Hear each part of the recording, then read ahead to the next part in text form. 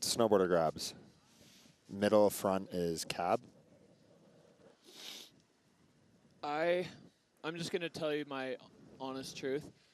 Because it all usually happens so quick, and I'm not so quick to pick them up, I just say grab. Cool. Yeah. I got this, like, chart off the internet, and the differences between, like, here, Yeah, here, there's like here, this part here. of the board, that part of the nose, that part of the nose. It's all. Yeah, and they're all different. And I was like, there's no way, like, looking on this tiny screen when the guy's that big that I'm going to pick that up. They're reaching. They're reaching as a sport. Reaching for the grab. When they created it, they're like, fuck, how do we make all our grabs different like skiers? Yeah. Mariana! We're ready. Yeah. Yeah.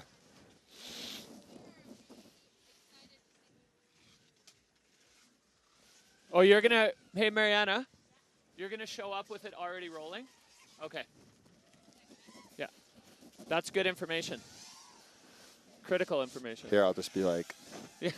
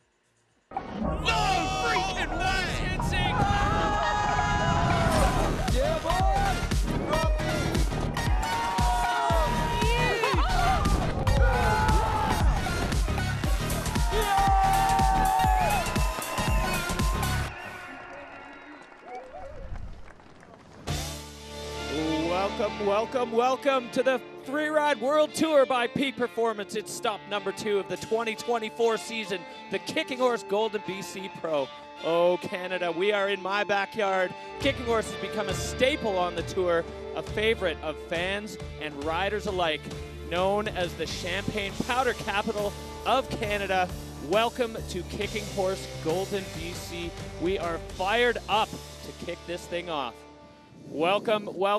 We are here live, Freeride World Tour. My name is Derek Foos, and I'm joined by a very special guest today, Tom Pfeiffer, Freeride World Tour rider, and now joining me in the booth. And before you go crazy in the comments on Instagram, Anna couldn't come because she had to work. So we got Tom here. Tom, welcome to the booth. Thank you very much for having me. It's very good to sit on this side of it. It'll be interesting today. I'm stoked to be here and watch some great riding from all the friends. You know, lots of ex-competitors I used to ride with. I've been on this face quite a few times throughout the qualifiers and the World Tour, so I'm excited to see what goes down from this end. Yeah, the riders are fired up. The conditions definitely a little tricky out there, but we know that they are some of the most talented human beings on the planet on skis and snowboards. Just a quick look at the top. We're going to be on the T1 South face. Riders up there already checking in.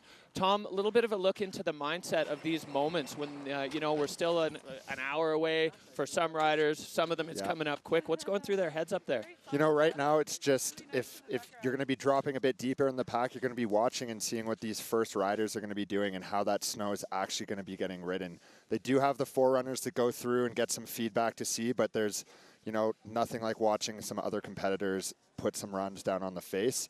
They're just trying to get prepared. Right now it is pretty dang cold here in Kicking Horse, so I'd imagine some of them are just going to keep skiing some laps, staying warm, and then just popping by to check out the comp until they're ready to go and they have to hike up. But keep it settled. So yeah, keeping the legs warm and keeping the minds on point. It's all got to come together today.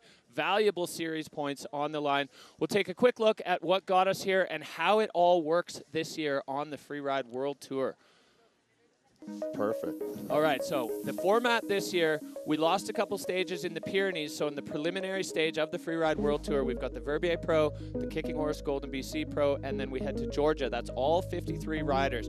Then we cut half of them. 50% of them will be off to the Challenger Series, and the other 50% will be heading to Fieberbrunn in Austria with a 2-run format. Best score of your 2-run counts. And then to the big mama, the Yeti Extreme Verbier. That is Freeride World Tour Finals. 27 athletes, skiing and snowboarding, men and women, taken to the biggest stage on the freeride planet, the Bec des Roses. But right now, they still have to complete this. We are in Canada, our backyard, Tom. As you said, you've competed on this T1 South face before. There's definitely a lot of options, and there was some confusion, it felt like, in face check of people wondering what they were going to do and how they were going to approach this. Yeah, absolutely. You know, right now, just even throughout North America and BC, it's a bit lower of a snow year. So the face has a bit more terrain options because stuff isn't as filled in. There's some more trees at the bottom. Some of the cliff bands are quite a bit bigger. So the venue is actually looking really different from previous years. So we are going to see some newer lines that haven't been skied and some old lines that just won't be able to be skied.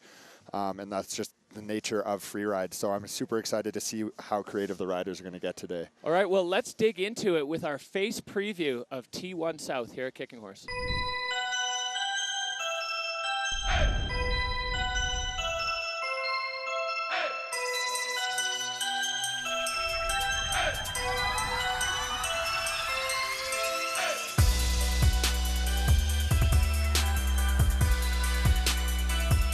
Forty 40 degrees steepness the whole way, and it is southeast facing, so it gets some beautiful sun but not sun-baked.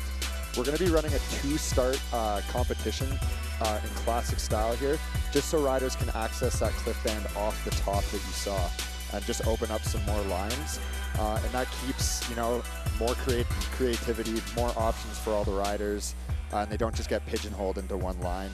Conditions today, there is some fresh snow on the venue, but unfortunately there's a pretty tough crust underneath. Again, that is just the nature of being in the mountains, so the riders are going to have to choose lines in which they can handle that crust underneath.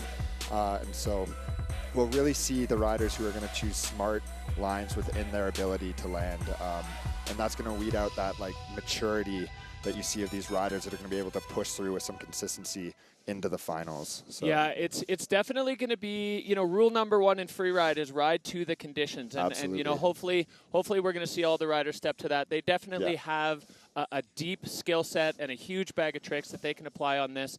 And for some of the riders, you know, we've been chatting a little bit, the Kiwis, the Scandinavians, and those that came up through the IFSA qualifier series are pretty comfortable skiing on bulletproof conditions. Now, this isn't bulletproof. We do have a skiff of powder on top, so I think we may see those riders from those nations kind of rising to the occasion. Absolutely, and I'm going to keep my eyes on Jackson Bathgate and Christopher Trudell, the two riders that, you know, they know this type of snow so well. And I had a chat with Jackson earlier, a local from Canada, and he was saying we've ridden this face in these conditions, so he's seeming pretty confident, and I'm excited to see. All right, well, here's a big picture look at the T1 South Face here at Kicking Horse, the Super Bowl, as it is known. The weather today, a slightly chilly, even for Canadian standards, -20 Celsius, but we've got perfect blue sky out there. The visibility is unreal. There's no clouds. There's no wind. Oh, it's showing -15, so it's warmed up a bit. Not down where we're sitting. We're down in the shade at the base of the face. 5 kilometers an hour wind, so hardly anything. A little bit of fresh snow on top. As you said, we have had a warming trend in BC previous to the what we're sitting on now. So we had some warming, then we had some cooling. The snow got hard. Luckily, it snowed on top. Supportive crust. The crust underneath, the riders aren't breaking through that, which is great, because a breakable crust definitely alters things. So many line options on here, so many different directions you can go, so many ways you can take it. We were chatting a little bit earlier about the long and low might be better than the big sends to flat. Yeah, so looking at the face from previous years, just with the snow levels, everything used to set up from the riders right to the left. You saw Craig Murray, Ross Tester, some of these guys with a great bag of tricks, being able to work the venue in that capacity. And we might see some of that today with some riders like Finn, Maxime Chablos, Max Palm, Marcus Gogan, guys with a great trick bag. And so, you know, a couple other lines that aren't in are some bigger cliffs off to the left that we saw. So we are going to have to see how they handle that, especially with that crust. Yeah, riding to the conditions and riding also to the judges' criteria. The judges have their 5 criteria that these riders are trying to fit into, and we put together a nice little package, and you can have a look into exactly what goes into the Freeride World Tour judging.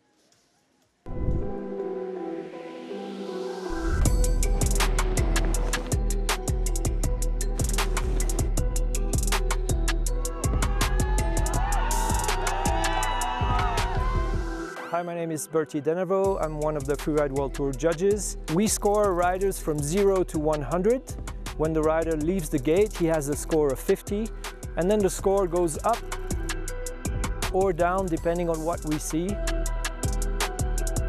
There are 5 judging criterion. The number 1 criterion is the choice of line. We'll judge whether the line was difficult or not, and whether the athlete did the best out of his line choice. Then there's air and style. How big is the jump? How many are there? Were the tricks in the air? Was the rider in control in the air? How were the landings? The landings are part of the jump. Then there's fluidity. We judges are here to decide whether the athlete was really fast or kind of slow compared to how exposed or how difficult it is to ski. Then there's control. Here we'll judge whether the rider was in control at all times. Then there's technique. For pros, we don't really judge their technique, but we might take off some points if they side slip in a place where another rider was taking turns. The score, like a temperature, will go up and down so that we have a score in our heads when the rider crosses the finish line. All right, so that is exactly what they're looking for, and now we are seeing the judges in action. We've got Laurent Lolobest, the commissioner of the Freeride World Tour, alongside Bertie Deneveau.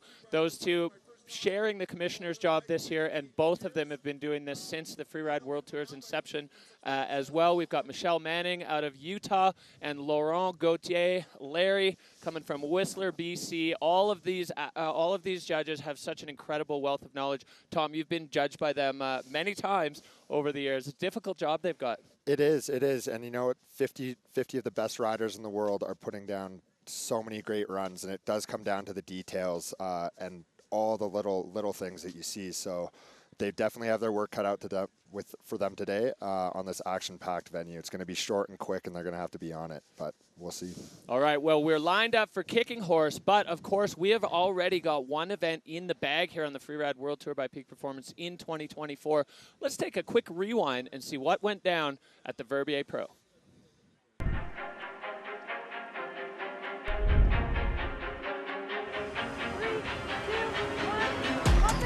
Which has, already in the air, half a second into his run.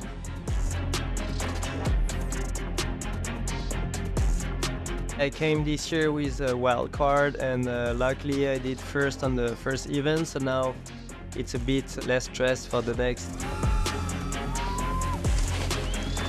Pretty stacked field of snowboard women, from experienced veterans to a few rookies.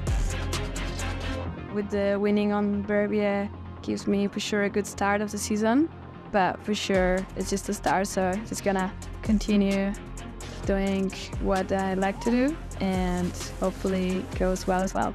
We've got smiles and tears on our Freeride World Tour podium. 3, 2, and it looks like she wants to take a chunk out of this big buttress here. Going huge and managing to hold that one.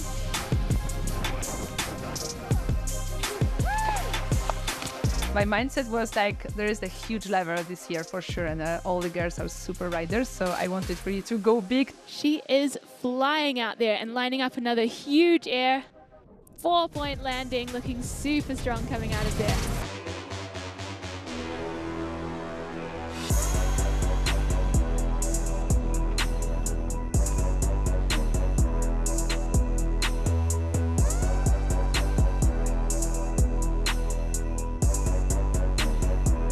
Taking that one pretty deep. Yeah, I had a good start into the season with the first win, but I think in this sport you have to compete in every race the same way and always be focused.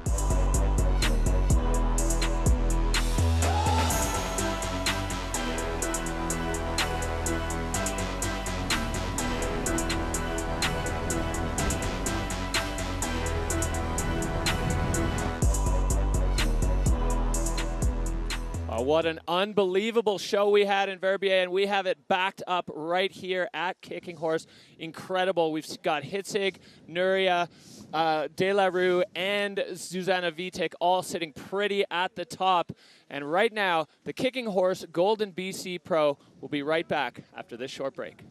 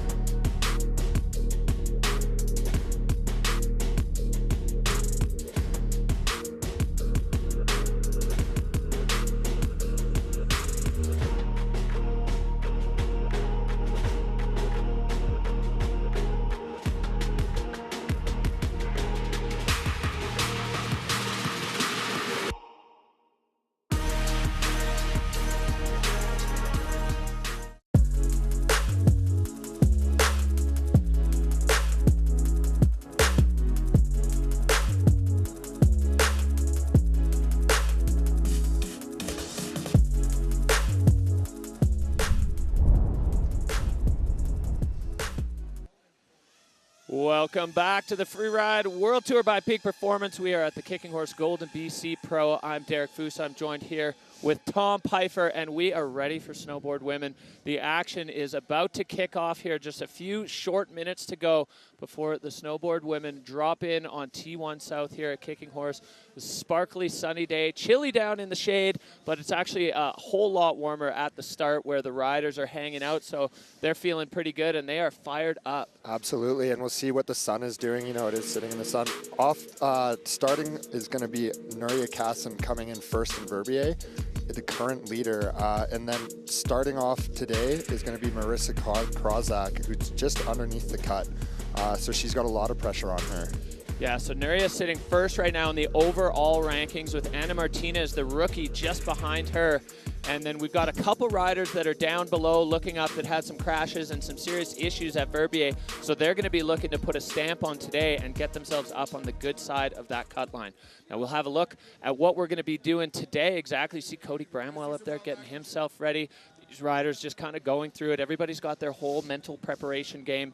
It's really important to have the mental side as on point as the physical side, and this is what we're looking at today. Yeah, we have Marissa Krozak, like I said, opening it up for the snowboard women. And as I mentioned, she's just underneath the cut, and followed behind her is Tiffany Periton, and she's just above the cut. So a lot of pressure on these two moving into the second comp, and the margins are so thin this season with 2 competitions being canceled. So they're all going to have to bring their A game. The whole category is super consistent with their riding from Verbier. It was great to see. So they're all going to have their work cut out for them. Even Nuria, she came 4th in 2022 here with a bummed ankle, so she's going to be looking to hold on to that lead. And I'm just super excited to see what these women come up with. Oh yeah, snowboard women absolutely firing. Here's what you thought, the Peak Performance Fun Bet fan favorites. These percentages are how many of you think these riders are going to be on the podium. So Ana Martinez got 64% of you voting for her. Tiffany Periton, the former Freeride World Tour champ, 63%. And Estelle Rizzolio completing the Peak Performance fan favorite French sweep with 56% of you thinking Estelle is going to drop herself into a podium slot here. So an all French fan favorites out there in the Peak Performance Fun Bet.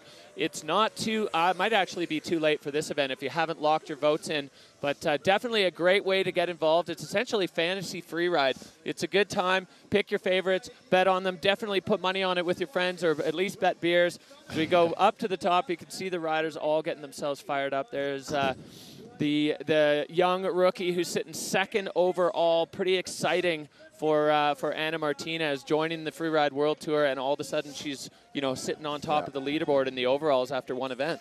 Yeah, absolutely. Again, a big picture look at the face. We'll see where these riders are going to get drawn to in the category. Especially on a snowboard, this crust can be quite challenging underneath. It's different for skiers and snowboarders. It's just because it's the same conditions doesn't mean it's easier for one or the other, but we'll see how they handle themselves. Yeah, I think the conditions as they are currently are going to shine a magnifying glass on your technique. If your technique is not on point, you're going to get bucked and tossed around all over the place.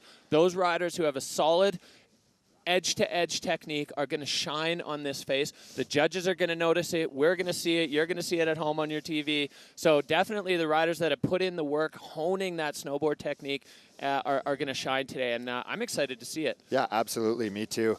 A good look at the start there, overlooking Golden, BC here in beautiful British Columbia. We're looking at start 2. The riders did have to get harnessed in to go up there over the knife ridge. And this is going to be a great drone shot looking over the venue. This is what the riders see and they inspect from.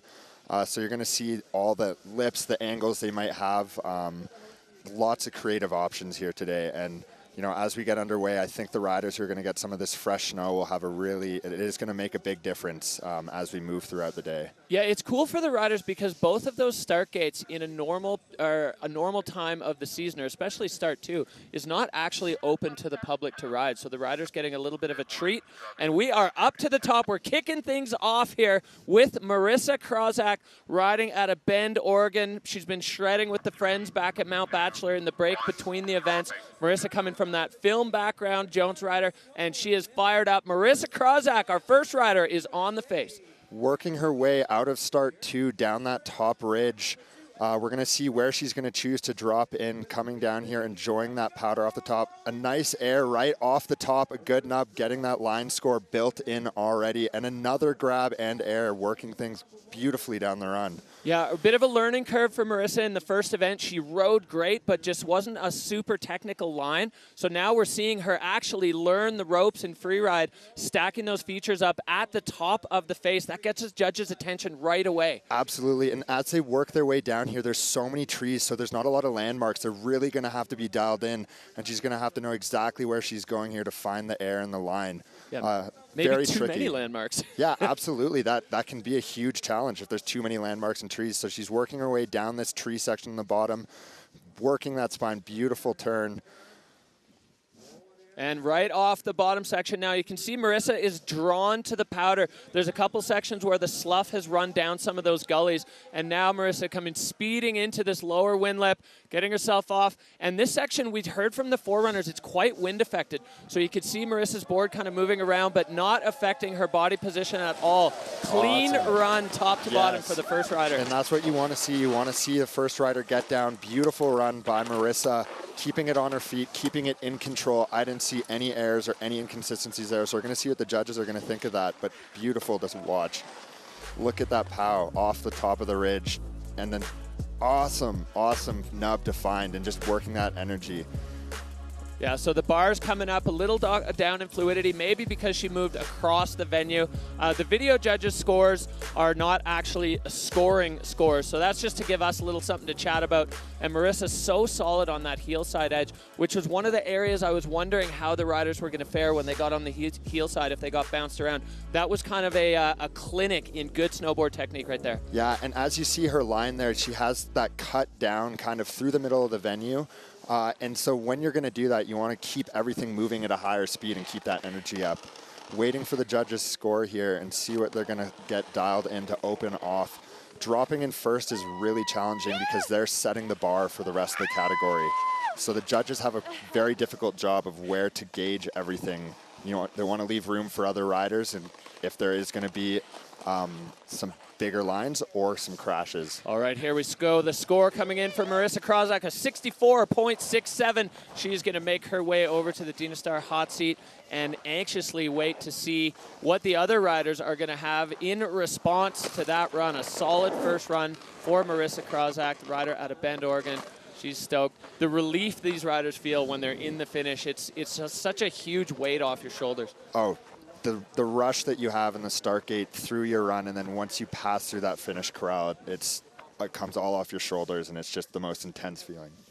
All right, well, we go back up to the top. You can see the Purcells and Rockies in the background. The glorious backdrop here at Kicking Horse. Absolutely spectacular as we have our next rider in the gate. This is none other than former Freeride World Champion Tiffany Perretin, another French rider in the snowboard women's field. The French ladies definitely having their way with the snowboard women's field. There's a ton of them, and they're all right at the top of their game.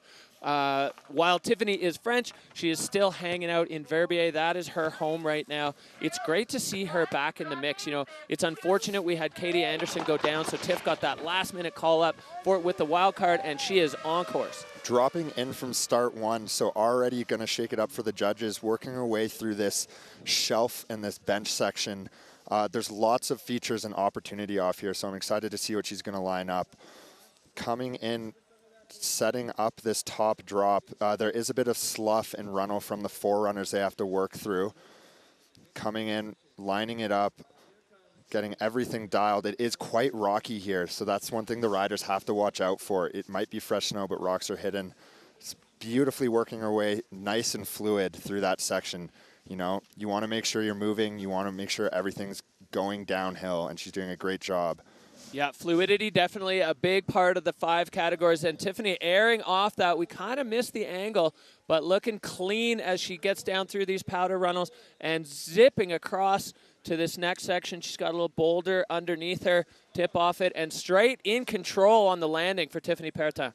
Coming down the tree section again, like I said, this is where riders are really going to have to get creative and find these small nubs and these airs to take off.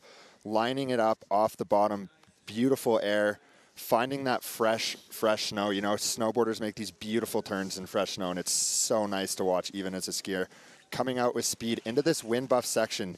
I'm nervous for a lot of the riders down here in the bottom because the forerunners said it is quite challenging snow. Off the wind lip, keeping it on her feet. Beautiful run by Tiffany Perretin, keeping it through the finish corral. I'm stoked. All right, and you can see there, the finish corral, there's not a lot of people crowded around it, but just about 30 meters to the side, there's a sunbeam, and all of the crowd that's gathered down here is sitting in the sun. Tiffany Berton kind of tossing her hands up as we take a look back at this run, Tom. Working her way off that top. You know, that top is really tricky with the snow level. There's lots of sharks, and she managed that beautifully, keeping the fluidity up.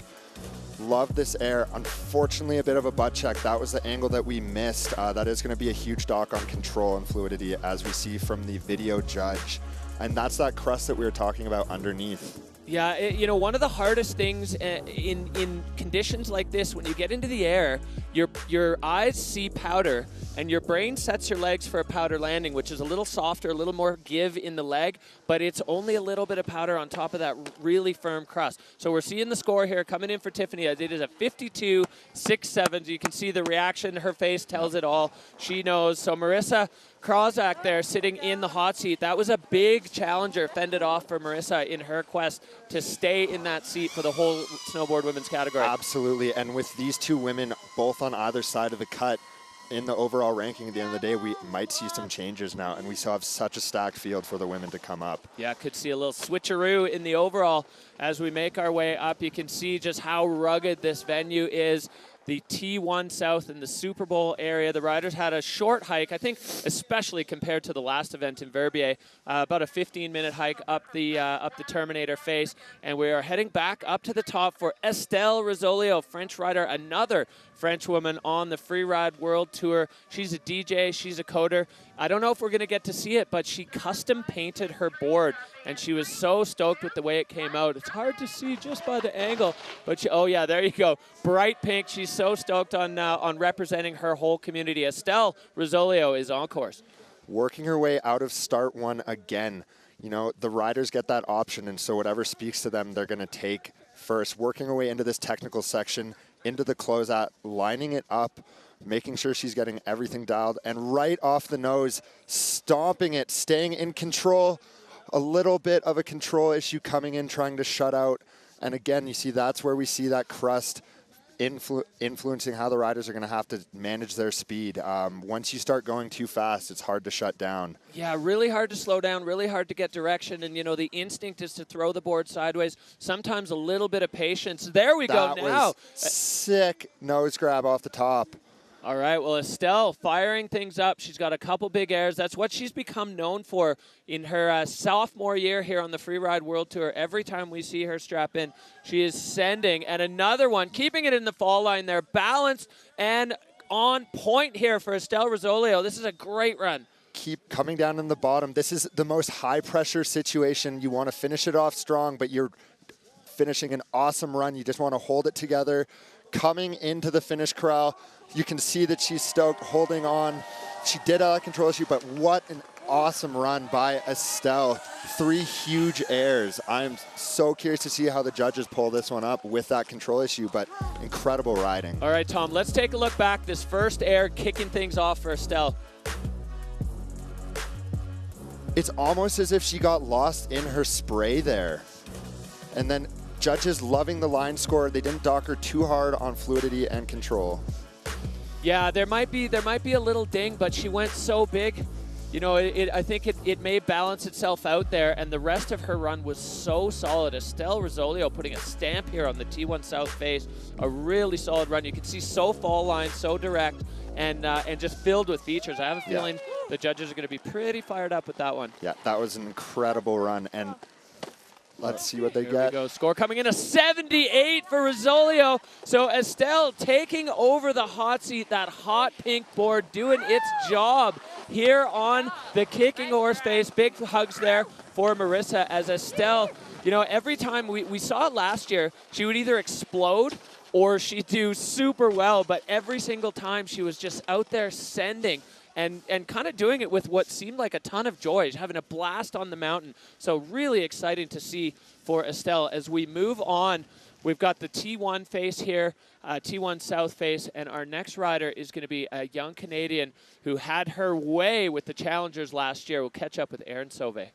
Yeah, I'm excited to Coming to Canada is feels a lot more familiar, and I've skied at Kicking Horse before, and I'm pretty excited to be back on home turf with snow that feels comfortable and like home. And I'm also super excited to have some friends and family here and supporting me, and yeah, just feeling a lot more at home. My strategy to pass the cut, well, number one is stay on my feet. That's a big one. And just pick lines that I feel comfortable with and that I'm excited to ride. All right, Erin Sauvé, this is her home event. She's from just around the corner in Roslyn. She's the snow school director at Red Mountain. Last year, she absolutely crushed the Challenger Series, taking first. And she had a bit of a rough one in Verbier, just kind of figuring it out. It was her first time doing visual inspection, which is definitely a huge thing to do on the Bec des Roses. But Erin Sauvé now, the Canadian rider, is on the face. I'm excited to see what she comes up with here. You know, all the qualifier riders have ridden this venue coming out of start one onto the bench again, and it offers so many good options. Let's see what she lines up here. It looks like she's coming into a bit of a double right off the top, taking the same air as Tiffany and stomping it, staying in control, shutting down. That's huge, so you can line everything up coming to the next feature. Oh yeah, Erin with a strong start there. Similar approach to what we saw from Estelle, but actually airing onto the platform. Now she's heading way, way out to the riders, right? These kinds of things, they're not going to hurt fluidity as long as you're moving towards something. Now Erin gathering a handful of speed through the powder. Working her way down into the tree section now. Let's see what she has lined up. There's a bunch of different gullies with feature options. Milking that snow, getting the snow up, enjoying the powder a little bit. Let's see what she has here down at the bottom. I think that shows some real savvy there from Erin Sauvé, popping right off the nose of that one. And you can see she's directing herself to where there aren't tracks. For these riders, where the snow's not that deep, but if it's not chopped up, then you still have an opportunity to throw some spray and control your speed. So savvy riding from Sauvé. Savvy Sauvé wrapping up her run here as she finished out strong showing for the Canadian rider. Putting one down on Canadian soil for the Canadian. I love to see it. Let's see what the judges think and if it will be enough to knock out that commanding score that Tiffany just put down. Yeah, absolutely. All right, we can take a look back here. I really liked Erin's approach to that first feature, dropping off and then sending right off the nose as we see the judging criteria, control way up, fluidity, and the line. Yeah, you may be right. Estelle may have had a few more features stacked in there, and some of them were really big, but nonetheless, a solid run, and I really like this final hit from Erin. And it was such a clean run, too. No issues, no hands down. I'd love to see that. Staying in control in tough conditions is extremely challenging, and that's why they're the best of the best. That's right. So. Love you, Roslyn. All right, well, shout out to the homies there back in Roslyn. It was a nice quick commute for Erin Sauvé to get up here to Golden as the score coming in 71.67. So Erin putting herself into second. As you said, Tom, that line of Estelle Rosolio standing up to a solid challenge from Erin Sauvé. Estelle went hard on that one, and she's been rewarded for it. But we are not done. We still have a stacked field of women up at the top. Absolutely, but this could also just be the score that she needs after the Verbier run. So this is great to see for Erin. Let's see what comes up next year. She's in the mix for sure, sitting pretty in second. As we're going to head back up to our current rankings champion, Freeride World Tour leader. This is Nuria Castan-Baron. She was on the tour, then she was cut from the tour. She went back to the Challenger. She earned her way back on, and then she won her first event back in the Freeride World Tour family. So she's fired up. Nuria has had quite a journey in her various trips to Kicking Horse. The last time she was here, she rode on a broken ankle. This time, she's lost all her luggage, so she's riding on everybody else's borrowed gear. But the Freeride World Tour family coming through for Nuria and getting her all kitted out and ready to go. Awesome. Dropping in out of start one again. It seems to be a popular start gate for the field. Let's see what she has lined up. She's been down this venue before, but in a bit better conditions and higher snowpack. Beautifully working her way through. Oh, unfortunately clipping a rock and carrying too much speed into it. She's up. Let's see if she gives us the okay here. She did go over some rocks, shaking it off. Yeah, right in the belly of that heel side turn. That whole edge was fully loaded and then clipped a rock. It is quite sharky in there, and this is one of the tricky bits of this venue right now. Oh, and Nuria just getting scrambled up into this gully. Yeah. So she's just going to have to rock ride on out of there. But she got through safely and clean, and she's continuing to ride. That's awesome to see. She can still put down some features and some stuff to get her line score and keep her score up. Awesome air coming into the powder. She wants redemption for that top section, so she's getting it, working those pow turns. Let's see what she can get down here. Yeah, as you said, Tom, a bit of redemption, and sometimes you can salvage a score even with a fall, because you don't necessarily want to give up and put yourself just, commit to being last. Salvage a few points, and Nuria's doing exactly that. Yeah. She's riding aggressively here. Getting another little double bonus and a feature through the gut of that chute, coming down into the wind lip. Awesome grab, pumping it, and working her way to the finish corral. Keeping it on her feet. I'm glad to see she's okay after going through those rocks. And like you said, Derek, tough for her losing all her gear to come here. As a rider, that's your biggest nightmare.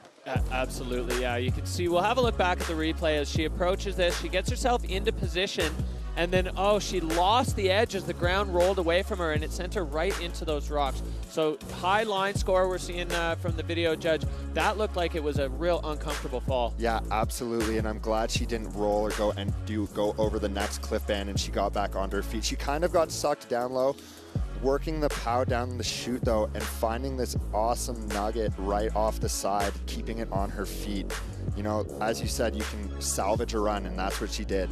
And that's professional riding, That's awesome, smart riding. The mental side of that, to get yourself, when you've just been rattled completely at the top of your run, to be able to put yourself kind of back into the mental state to continue to perform on the rest of your run, extremely difficult. That's why these athletes are pros.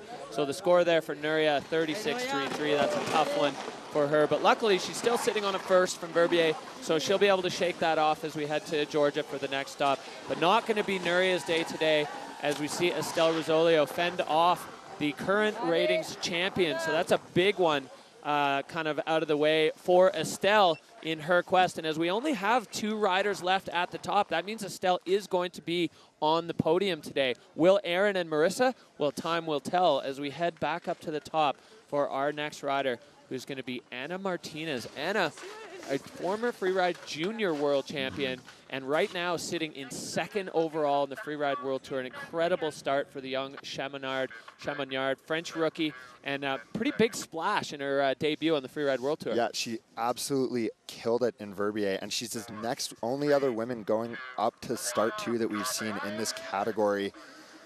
Coming in, dropping goofy on that toe side, working that ridge, getting the pow. It's nice when there's still some fresh snow. You've seen a rider go, but you still have lots of options for landing and takeoff. Coming into this cliff section and boosting it, stopping it, staying in control.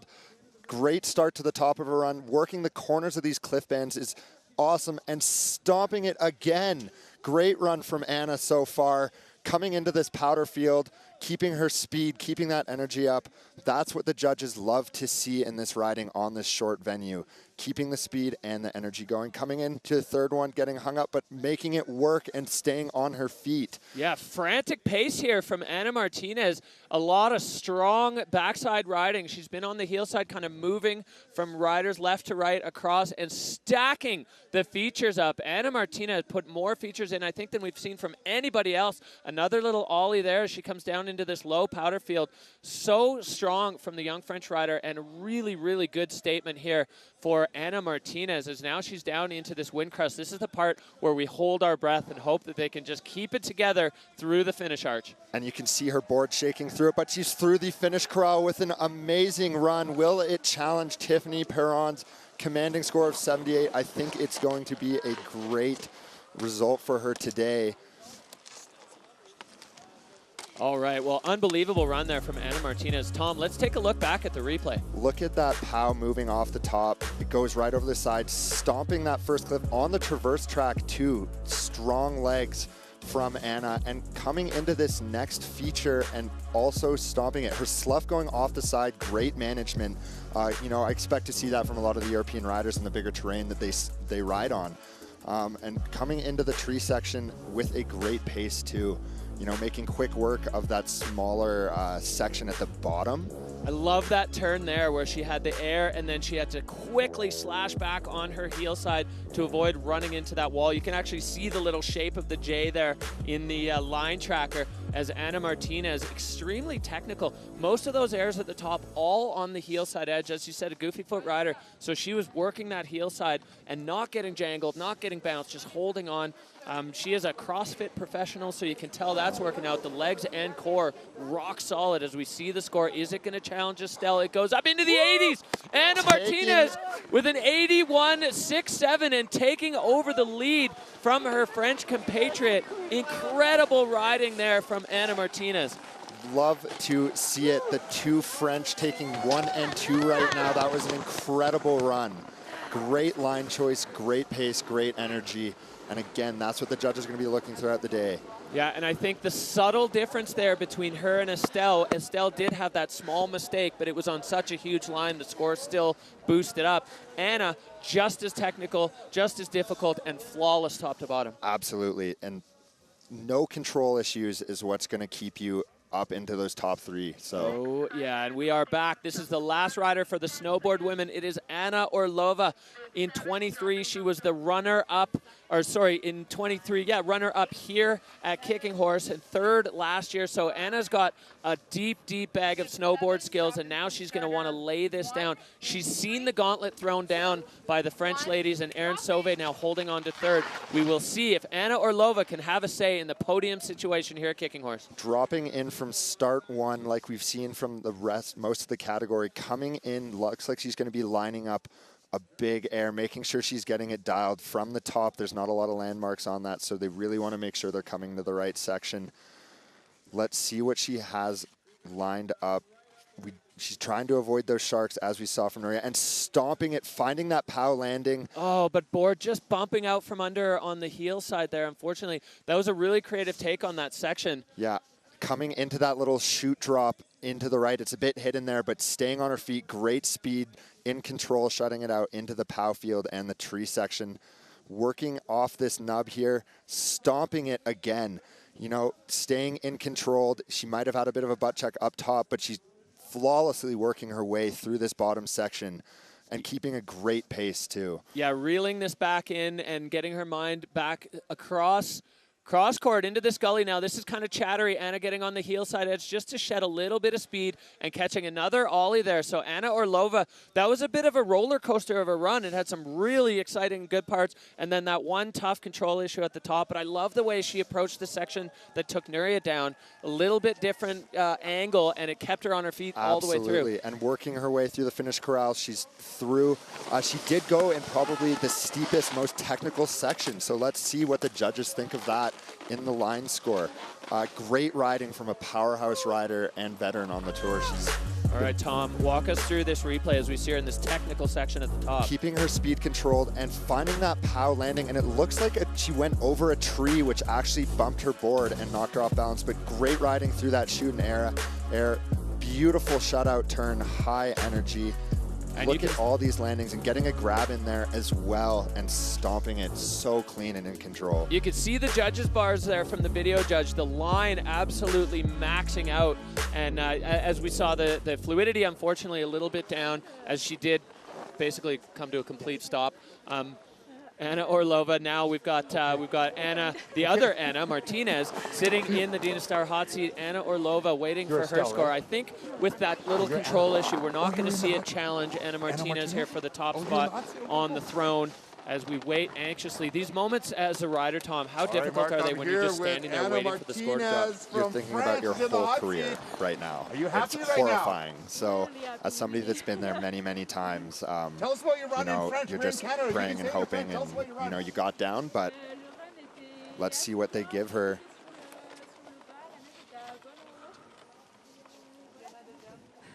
And I will say one thing.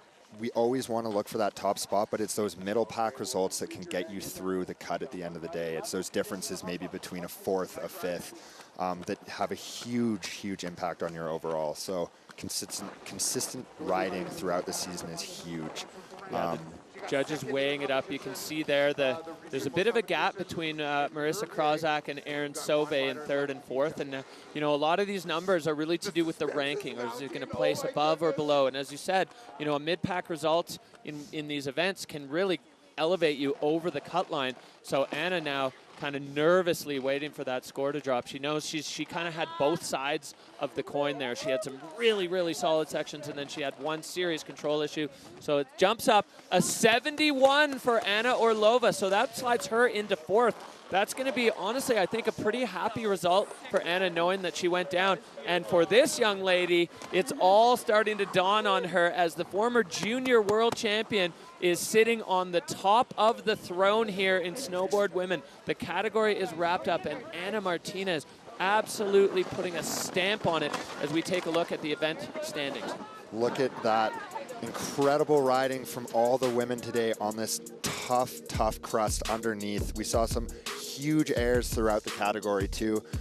They really put the judges to work today.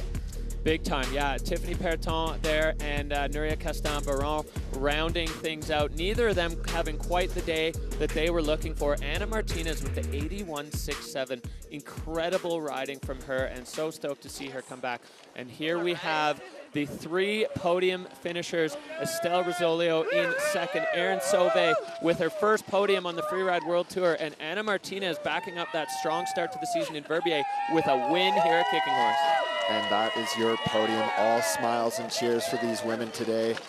Incredible riding. And let's see how this shakes up the overall standings. All right, well, let's see. Anna Martinez taking over the top spot. She's going to be in that leader's bib moving forward. Estelle Rizzolio now sitting in second. Nuria Castan down to third, but still above the cut. And Erin Sove, just as you suspected, Tom, with a strong result, jumping up to the good side of the cut here. So a big shakeup in the snowboard women's standings here after the Kicking Horse results come in. And look at how tight the scores are between the second and third right now. You know, Anna Martinez with a good commanding lead, but second and third are still up for grabs. Very much coming into the next competition, and especially for Tiffany and Marissa. All right, well, incredible riding there from the snowboard women here on the T1 South Face at Kicking Horse. We are going to be right back with the Kicking Horse Golden BC Pro after this short break.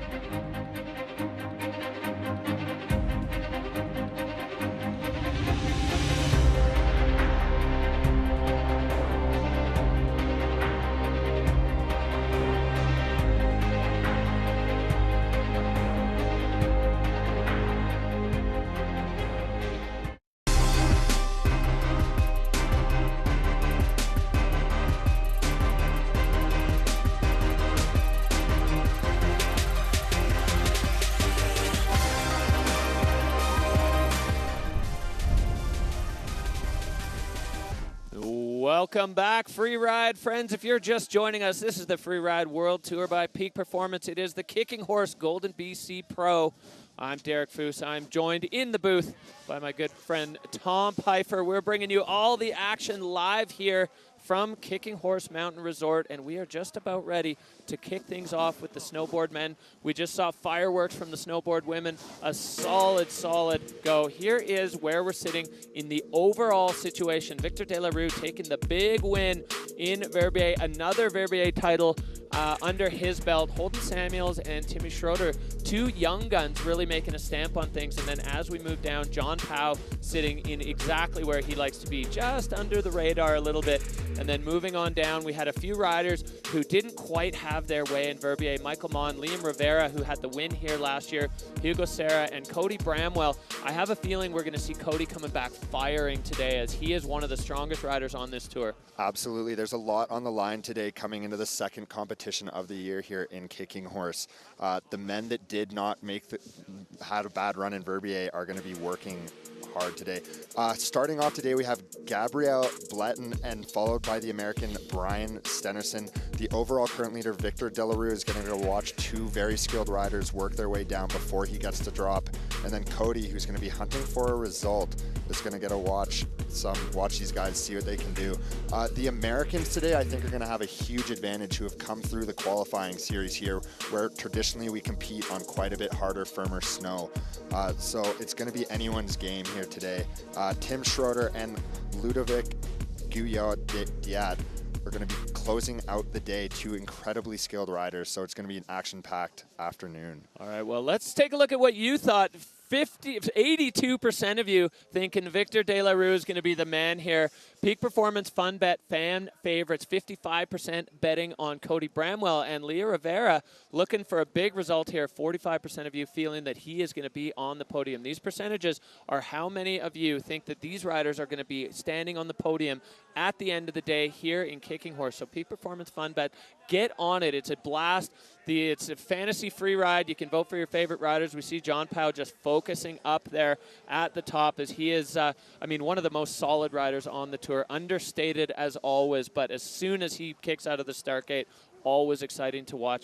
You know, one of the things I think is best about this, Tom, and you've lived it, the camaraderie up at the start gate is just so incredible. It really is a family. Absolutely, and you know, everyone's under the same pressure and nerves, and everybody's there for each other. You know, nobody's going to be closed off to anyone. Everybody's focused, staying in their own headspace, but it's all one Freeride family. And if, you know, you're feeling unsure about something, you can just ask one of your buddies. We're all there to help each other. We're all there to compete and win, but it's a great group of individuals on tour this year. Yeah, so, you know, maybe give us a little bit of insight into that sort of start gate, top of the mountain mindset, because everybody's got really different processes that they go through to get themselves ready. Some people can't stop talking. Some people are cracking jokes. Others are off to the side by themselves. Yeah, no, it's how you handle your nerves and how you can get yourself into that mental state before the start gate and before the drop. You know, there's a lot of distractions up there.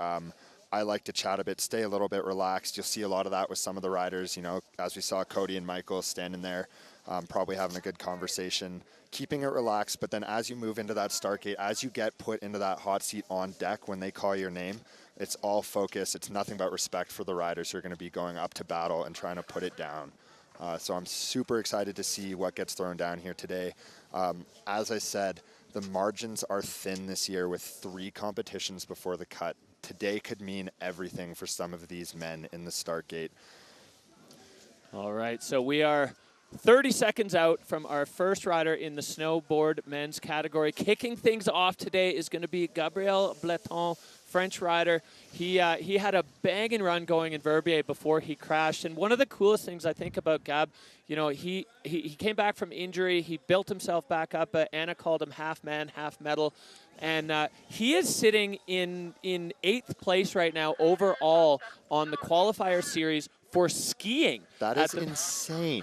Yeah, this man is a multi-talented rider, 37 years old. He's got a baby on the way. It's such an exciting season for Gab Bletton, and he is now on course. Snowboard men underway here at Kicking Horse. Gabriel dropping out of start 2, opening it up for the snowboard men, working that ridge in that fresh snow, and getting caught by a rock or crust going down. Let's see, it's right at the top. He can still absolutely salvage his run, coming off a huge cliff and going right bottom to that crust, but holding on. Yeah, you can see how hard he hit with the backflip.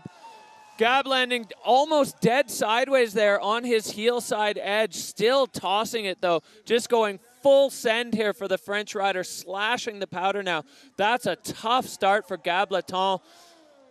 And down again, unfortunately. You can see this is where anything that's too high impact, you're gonna find that super hard crust, and coming out through the POW, enjoying a bit of it, staying on his feet, staying safe, getting to the finish corral, mocking through. Unfortunately, not the run that Gabriel would have wanted today, but it's going to give a good read for the rest of the riders in the start gate of how they're going to have to adjust their lines. Big time, yeah. Gableton going all in on that, Tom, as we look back to this first feature, a huge air off the top. Just sending it, and you can see right there, the crust just absolutely takes their legs out. I don't care how strong you are, and a huge backflip to follow it up, but again, can't quite hold on. And you know, that's one of the things, as we've mentioned, you want to just keep sending it, but eventually you're just going to have to take yourself out of that go, go, go mindset and just get safe, get down. And as you see that here, working that power, enjoying it, huge turn. Yeah, riding to the conditions is going to be the name of the game today. Gabriel Belleton biting off a bit more than he could chew with that line. And Tom, you nailed it there, that the read that the other riders are going to get on that. So 27.33 for Gableton. Obviously, huge control issues a couple of times. I wonder how rattled he got when he was riding down the ridge and started his run, unfortunately, by going straight over the front of his board. And that's such a big mental shake. You know, right then and there, you just know that it's not going to be the run that you want. And it just removes you a little bit from that headspace you need to be in to stay completely focused. And, you know, dropping first is so challenging. You know, they set the bar for the rest of the category on score, so it's a ton of pressure, especially in these tricky conditions. All right, back up to the top we go with Brian Stennerson. Brian earning his way onto the tour through the Challengers last year. He wants to give a big shout out to Rocker and Grizz, his two pups, as well his girlfriend and his sister traveling here with him to join him. They were giving him a little bit of crap after Verbier for shouting out to his dog and not to them. So big shout outs to the Stenners family as he is on course now at a start one. Ripping out of the start gate, start one coming down that bench. Lots of options here to get creative for the snowboardman, for Brian. Working his way down to this top cliff band, avoiding the sharks and staying on his feet, stomping, shutting it down over this cliff band. Let's see what you can line up. Getting a little caught up on speed, popping and finding an awesome transition and bolts. Look at how strong those legs are off the nose. And stomping again, staying in control, and he saw what that crust did, and he said, no thank you, I'm going to be in charge today. An absolute clinic in board control here from Brian Stennerson as he makes his way over to this rider's right gully, getting a little tangled in the tree, but not going down, in another air as he keeps it in the fall line. You can see there's only one track in this section. Heel side, quick feet there for Brian Stennerson as he comes down now into this wind press section, lining up the bottom wind lip, popping 180, and he's riding switch. I think he was looking for the nose butter there or just trying to keep going. It's actually kind of unusual with the temperatures being as cold as they are. The snow, especially in the shade, has gotten really sticky. Yeah, absolutely, and you saw that there. You saw his board starting to get shaken, but he made it through. Excellent control and such solid riding from Brian, taking it to bolts. All right, Tom, look at run that us through this. Yeah, so strong at the top. He didn't even move. You know, that just stomped it, lined up that transition, and awesome, and staying in control through that crust, through that chewed up section. You got a little hung up on a tree, but he managed to keep his balance and just staying in the air, keeping that energy high, popping off whatever he could find down there, and a nice 180. But you see, look at that board shake through that tough snow. It's keeping it super fall line from start one after that little bank, and the judges love to see that. Yeah, that was a strong run from Stenny there as he now waits for the score. He's looking at the monitor, looking at us. Shouting out to the sponsors. Let's see what he gets. Score coming in for Brian Stennerson, a high 76.67. So Stenner's going to take over the hot seat from Gableton as he's really put down a solid performance here on the T1 South Face. Rightfully taking that hot seat. Yeah, that was great. Really, really strong run. And as we kind of said at the beginning of the show, some of the North American riders, as well as the Scandies and the Kiwis, are going to be solid on this face, on these conditions, as we're heading back. You know, incredible run there for Stenner. Yeah. As you know, coming right out of the qualifiers, he still has this hard condition mindset right into his riding, and he handled it beautifully. So, you know, two very different runs to start off the category. Let's see what the other men are going to think. Well, they're going to learn a ton from that. And, you know, really, really solid, like good line choice, lining up things without a ton of impact. Let's give it a shot, sure. As we move back up to the top, this man leading the rankings, we got a chance to catch up with Victor. My goal for this season is to try to find on each competition features that is inspiring me, like looking at the face, and to just ride something that I would be stoked to ride. All right, well, Victor, as always, looking for the inspiration from the mountain. He's wearing that fire bib that indicates that he is the overall rankings leader on the Freeride World Tour, taking a huge win in Verbier to start the season off. Victor was out last year with injury, got the injury wildcard back onto the tour, and I'm pretty sure when that press release went out, the rest of the riders in the snowboard men's field shaking in their boots. Off out of start two, right off the top, super technical, exposed air, and keeping it in control. Coming in off this shelf, let's see what he has lined up.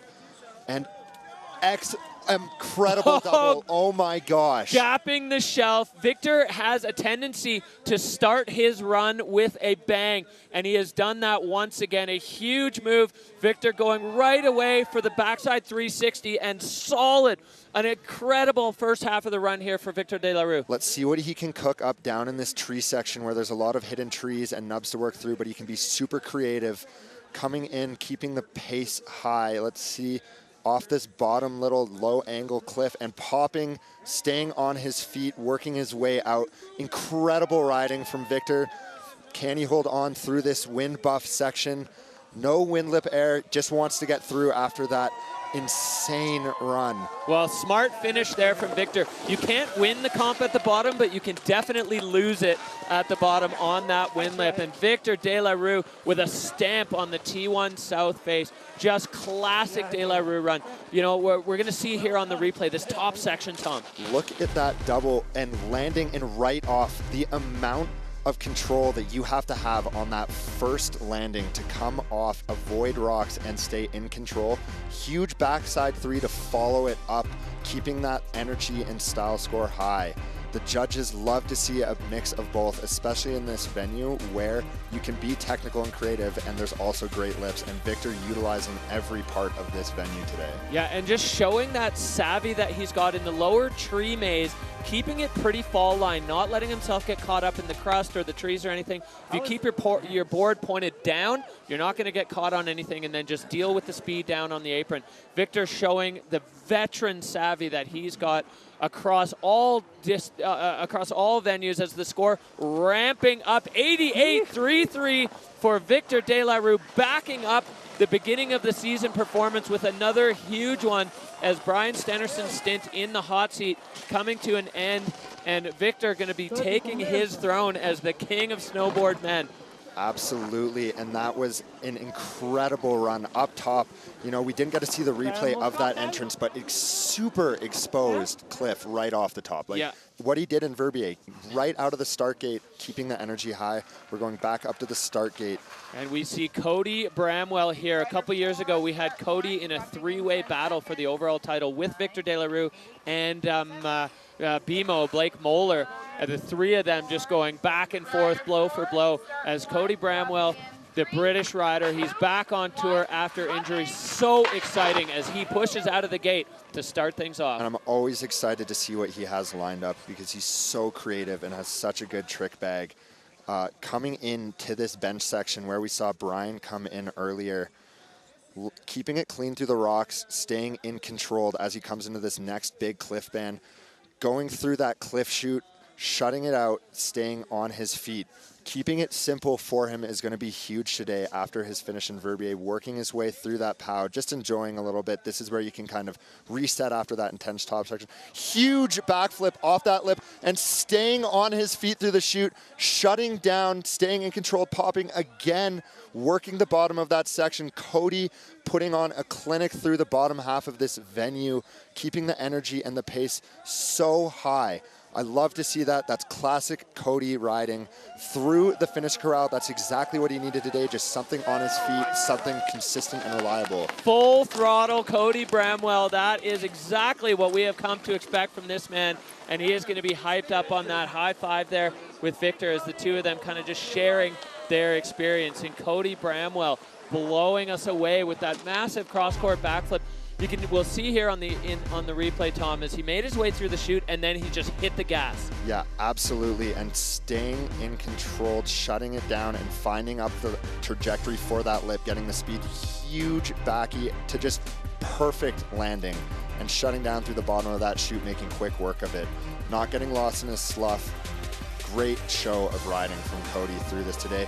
Will that top section be enough to challenge Victor? He kept it safe through that chute, but it was an excellent, super fluid line. Yeah, you could see on the bars the line score was a little bit lower than what we saw from Victor with that incredible start. We'll see if we can catch some of their thoughts here.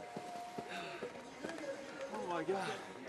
You can see how intense this short venue can still be for these guys. Cody out of breath, but. What'd you get scored at? 88. Oh my God, good shit. Well, Victor looking very comfortable in a seat that he has become used to sitting in, the Dean Star hot seat there. He's got his board up top. We're going to be drunk we're going to be drunk in 1 hour. There is going to be a good party for these boys. All right, well, Cody Bramwell, the score coming in, it's going up. It's into 71-6-7, so sliding in just behind Brian Stenderson and a couple spots behind Victor De La Rue. So that's going to be a solid result. Cody just needed something good to get himself back onto the uphill side of the cut, and I think he did exactly what he needed to do. Yeah, absolutely. And moving into Georgia, you know, having a good result under your belt or something, or a run that you've landed and completed is huge for your mental game as a rider in this season. For sure. Confidence is everything on the Freeride World Tour. As we see back up the beautiful start gate at the top of Kicking Horse, we've got Big Michael Mon. Michael having, again, a bit of a tumble in the first event, right now sitting in 10th overall. He's another one going to be looking for a strong result. I have a feeling for Michael that this venue and the conditions could really fit nicely with his skill set. He is so technically proficient in challenging snow conditions, and that's something I've witnessed in person. So I'm so excited to see what he has coming into the top section, making quick work of those sharks, and a nice 3 off the top over the bench, shutting it down, staying in control, popping again. Unfortunately, a bit of a wash, but nothing too major. Let's see how he comes into this bottom lip. Another 3, stomping it. Boom for Michael Mon. The long and lows coming through. Now he's got to get through this lower gully section, completely pinned. The board handling skills of Michael Mon coming through in spades here as he is absolutely flying into the bottom section. Michael Mon showing us what he can do in tough snow. Excellent line. 3 right off the top backside. Over that shelf is so exposed if something goes wrong. Yeah, aggressive take from Michael Mon, and he knew he had to do something. You know, going down in Verbier, he's sitting lower in the rankings than he'd like to. You guys are too kind. You know, Michael, one of the kindest guys on tour. So humble. Awesome. Look at that. Just didn't even move. Just stomped and right off another air, staying in, keeping his speed up. Judges love to see that link of features. Again, right into a POW landing. The judges, the bar looking high, and look at how fall line that run is, just right down the middle of the venue. Oh, that was so exciting for Michael Mon. So a strong line at the top. The boldness of that 360 at the very beginning off the shelf, just popping off that edge, and the judges have had their say. Score coming in 81-33, just behind Victor De La Rue, and Michael Mon putting himself into second, and he is stoked. Nice Look job, at that. Really that is a great show of riding. Even with that little shutdown control issue, he salvaged it and kept it fast, high energy, high paced, lots of tricks. Michael's, again, such an incredible rider in these conditions. All right, well, incredible show so far from the snowboard men. These guys are just having their way with the T1 face, as we had a chance to catch up with Holden Samuels after his strong performance in Verbier. Yeah, so it's my second year on tour, I did have a really good start, getting second place, and that gave me a lot of confidence going into the rest of the year. I'm really trying to get another solid run down in Kicking Horse so I can guarantee a spot in the finals. Definitely trying to have as much fun I can on tour, take advantage of the really cool places and people we get to meet. I'm also trying to win this year, so. Well, 2 years in a row for this rider, starting off the very first event with a huge result. He was second in Verbier, and now he's going to be looking to back that up. The Bozeman rider, him and Michael Mon, really good travel buddies, as well as Warren Doyle. The three of these guys all living in the same zone, and Holden Samuels on course right now to try to back it up. Coming out of start one again, there's lots of option this one, so I'm not surprised that the riders are taking this one. They can also get fall on right away. Let's see what he has lined up. Huge backflip off the top. Oh my gosh. Unable to hold on. Holden Samuels going absolutely ham out of the gate with a massive backflip, and another one not quite able to get the rotation. Holden sending it off the top, going for broke for everything. And you know, sometimes that strategy works, sometimes it doesn't, but huge move and just keeping it in control now. 2 crashes, pretty sizable. He just wants to get down. You know, this is where you say, I'm going to shut it down, get down safe. I'm glad he's up and moving after 2 big crashes on this firmer snow underneath. But massive backflip off the top, keeping the energy high. And that just shows you what Holden is capable of doing and what he's looking to do. This is really an insight into mindset, too, because Holden Samuels already sitting on a great result.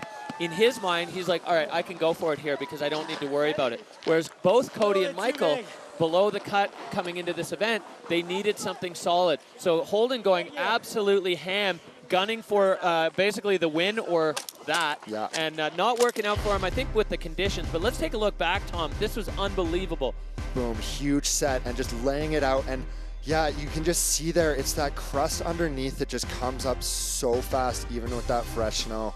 And trying to go for it again here. I think he got a little, his pop got a little delayed from the fresh snow in that fresh takeoff, working his way down. You know, second year on Tour 2 is also a challenging spot to be in. You've proved yourself, now you want to stay on.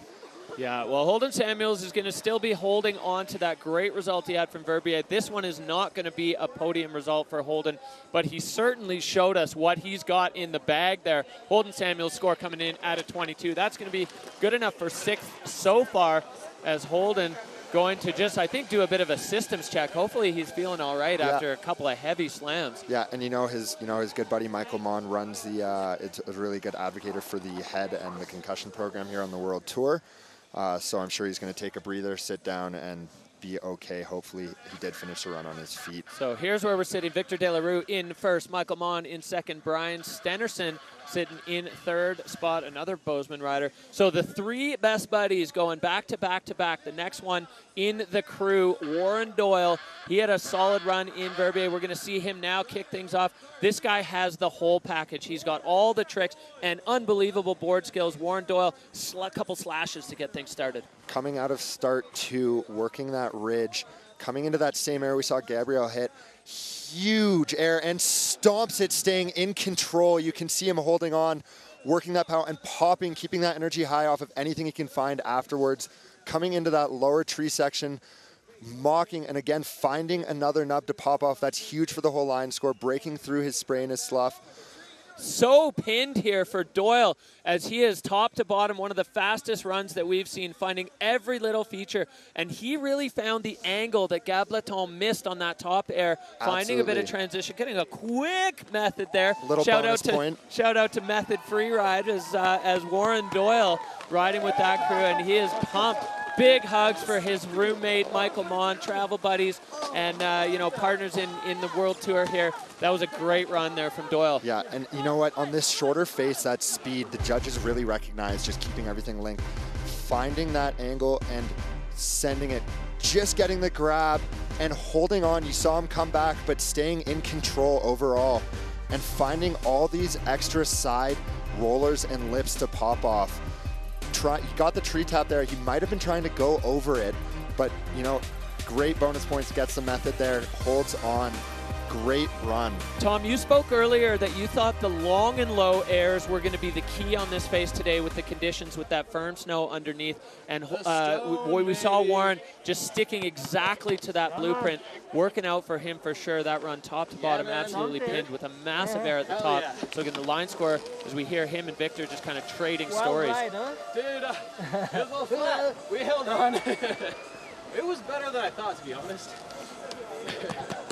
Sweet. That's awesome to hear. Better than you thought. You know, he did take a high impact air off the top, and so far it's a 50-50 crash land rate. So that's going to be, again, a challenging thing for the rest of the guys up in the start gate. Yeah, and I think that was a testament to him doing his homework. That angle that he took, he did find a little bit of a rollover to land on that Gableton definitely didn't have. And for him to be able to stomp that was incredible. Now the judges having to get to work as they're putting their scores in, trying to match up what the riders did to those 5 criteria. And the numbers coming in here for Doyle, 79.67. So putting himself right in the mix with that, a solid effort from the American rider out of Bozeman. Really, really strong statement. And another one who was looking for something good, and he has delivered it. Absolutely, and going straight to the friends, all the fans supporting. You know, we're all friends down at the finish corral. Victor giving him mad props for that run. It's great to see. All right, well, no breaks here at the Kicking Horse Golden BC Pro young Swiss rider Liam Rivera. He has been, it feels to me like he has been in Freeride forever. First got to meet him way back in 2016 at the Junior World Championship, and he's been in the mix ever since. Liam Rivera riding out of Verbier, and he is on course here at Kicking Horse. Out of start 1, lots of different start options for these men today. Let's see what he can line up after that huge backflip from Holden. Coming in, taking his time to set it up and get it just right in these tricky conditions. Huge 3 and holding on, shutting down. That was so technical, spinning off the heel edge over that exposure. Liam Rivera getting things started with a bang here in the snowboard men's category. He's got a nice diving board lined up underneath him as he sets to switch. The backside 180, Liam just bringing all the technical tricks here. Loving to see all the tricks getting thrown in and popping off that nose in the tree section right above it, keeping the pace up, working his way through. Let's see if he can get another feature here and wrap up that line score. Awesome riding from Liam, holding on through these trees, coming out, flying into this wind buff section. Again, this is where runs are lost, into the wind lip, stopping it with the extra credit and coming into the finish corral. Tons of tricks, tons of grabs. The judges are going to love that. Looking at the pace that we just saw from Warren, you know, we did see a little bit of a fluidity holdback from Liam on some of those setting them up, but there's a trade-off to getting your tricks right and getting them landed. Yeah, let's take a look back at this first one, Tom. Stomping it, holding on in through that chop that we're starting to see. The venue's getting ridden out now. 180 to 180, super clean. You can see that crust getting him to wheelie, holding on, but still in control, finding that pow, making clean work of the bottom section. You know, as this stuff gets ridden out, there's going to be a lot of little trees, and he just navigated that beautifully. Yeah, Liam with a completely different take on this competition face, going into an area that we haven't seen a lot of traffic, but making very, very good work of it. Yeah. Merci, mec. Well, Liam and Victor just catching up there.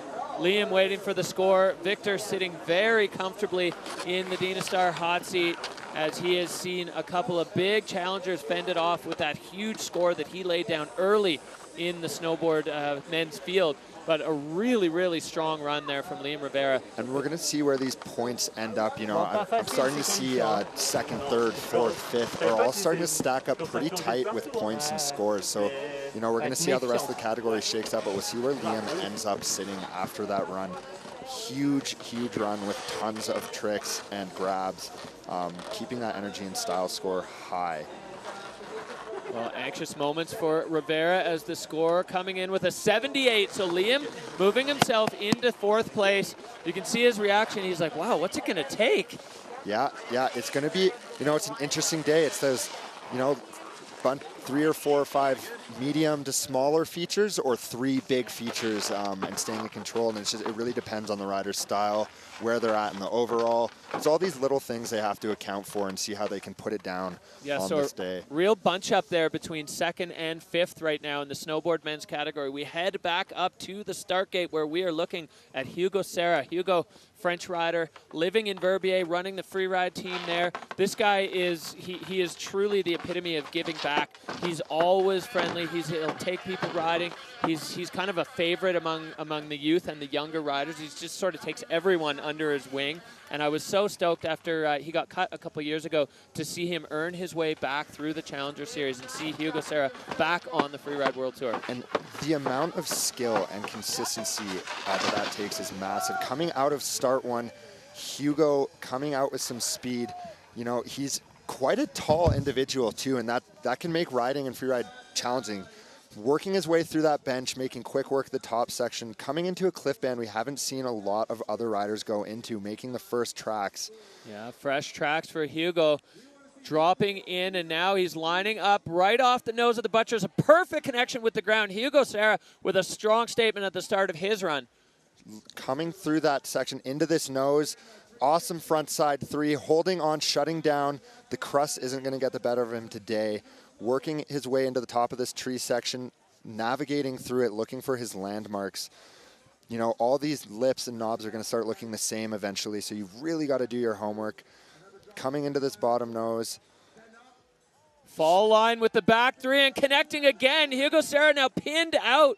So bringing the freestyle onto the Kicking Horse T1 South Face. Hugo Serra was another rider who went down on a hot run in Verbier and now really showing exactly what he's made of as he gets a big hug from Victor De La Rue coming flying across. Victor still holding that fire bit, but a really, really good run for Hugo Serra. This is going to be a run that might shake it up here, and it was a super solid run, and I love the creativity up top. We hadn't seen anyone go there. Finding it off that top knob, setting up with the crust and the conditions, getting it perfectly dialed, and just going to bolts. Didn't even move, made such easy work of that feature. Great job keeping that energy and trick with the 3. Coming in again, keeping the pace high. Yeah, Aaron style and technique maxing there for Hugo. A slight ding on fluidity as he kind of lined it up, but you could see Victor De La Rue loving it. He's in a comfortable spot, and just watching your friends shred is one of the best parts about all of this. Oh yeah, absolutely. You know, seeing what they're all capable of, knowing how well they can ride, and just getting to see them throw it down on a good day is probably one of the best feelings to landing your own run. So let's see what Hugo can pull off here. Will it be enough to put him into a top 3 spot?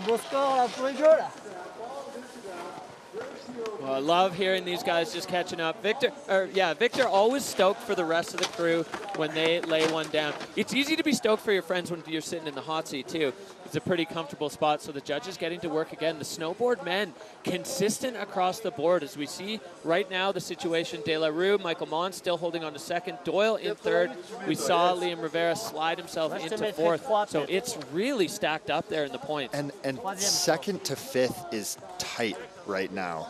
You know, that's only going to get tighter throughout the day, and so let's see where Hugo can slot in there.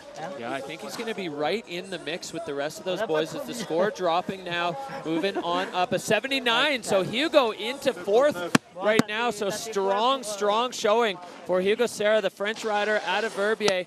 High fives for Victor as he is going to move off, and another strong contender fended off by the man leading the rankings, holding on to that fire bib as we head straight back up. The pace absolutely frantic here at the Kicking Horse Golden BC Pro. We are underway with the snowboard men's category. You can see tracks starting to form. There's some runnels from the slough pouring off the cliffs as the riders riding above some of these features as we're moving on into the man who is the most understated but one of the most solid riders on the Freeride World Tour, John Powell, Jonathan Penfield, living in Squamish, still riding under that American flag. We've seen him win multiple stops on the Freeride World Tour over the years. He's so solid on his board as John Powell gets things started. No surprise here coming out of start 2 for John Penfield. Loving that pow on the top of the ridge, coming into this cliff shoulder, keeping it clean, lining it up as if nothing just happened there, but stomping that air. And huge backside 3 to bolts. Classic Jonathan Penfield style. So quiet, so understated, but just such a shredder as he works his way into this top tree section, making quick work of the top of that venue. Coming in, finding this rock nub,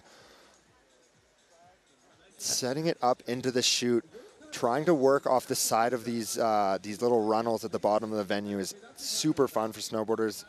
Again, maxing out that energy and air style, getting the grab, extra bonus points in the bottom, coming through. Super clean run from Jonathan Penfield in classic style. Yeah, another solid run. Never put a hair out of place.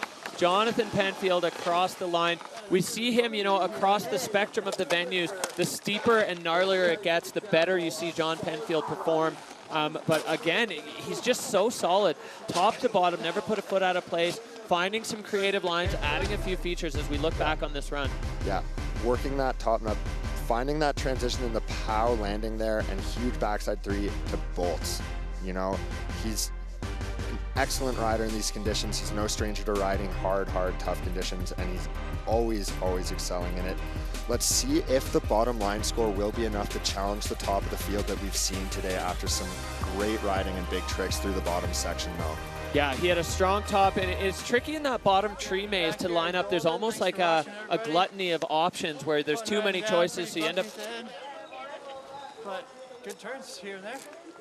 All right, good turns here and there for John Powell. Score coming into 69, so John Penfield into 8th there as he is kind of reacting to the score. Maybe not quite what he was hoping for. Judge sport, it's always tough. You do your bit, and then the judges have to do their part. Yeah, and you know, it's also challenging, you know, at a certain point in the start gate, you stop focusing on other riders and you start focusing on yourself. And if you miss what other guys are doing and see those little pieces of information that you could gain, it's, you know, it's to no fault of anyone's own, but not the score that I think Jonathan wanted to walk away from. You could see it on his face, but still a consistent result on his feet still means a lot in a small season like this. For sure. Back up to the top, Timmy Schroeder riding out of Innsbruck. He's a staple in the Innsbruck freeride scene. This man, another one who's coming back from injury. He's got a ton of metal in his body, but it didn't look to slow him down at all as he finished on the podium in his very first Freeride World Tour event, and he is now on course here at Kicking Horse. Out of start 2, again, the top of the venue, working his way down the ridge, as we just saw from JP. Going all the way off to that nub. Looks like he's going to be taking quite a different line. We have seen huge 3 and stomping it. Milking that fresh line in the pow. The judges are going to love to see that. Super creative. High speed there for Timmy Schroeder as he's taken a completely different approach to the rest of the riders. And another untapped feature. Tim Schroeder fighting for balance there. He has got it solid on his board. And he's just getting a fresh power run here too. He doesn't have to worry about any tracks. Now he's navigating this tree maze on the bottom right of the venue. This is where it's going to get really tricky for riders. Let's see how he handles it. Huge pow slash, just loving it. I love to see that. Getting the extra air and the bonus points at the bottom, finding his way through the maze. Look at that footwork through the trees, down through the wind buff section. Creative, fresh, new line. The judges love watching something new. Yeah, you can clearly see there as he hit the line where the wind has had an effect on the snow, the board bouncing around, but not causing him any grief as Timmy Schroeder across the line.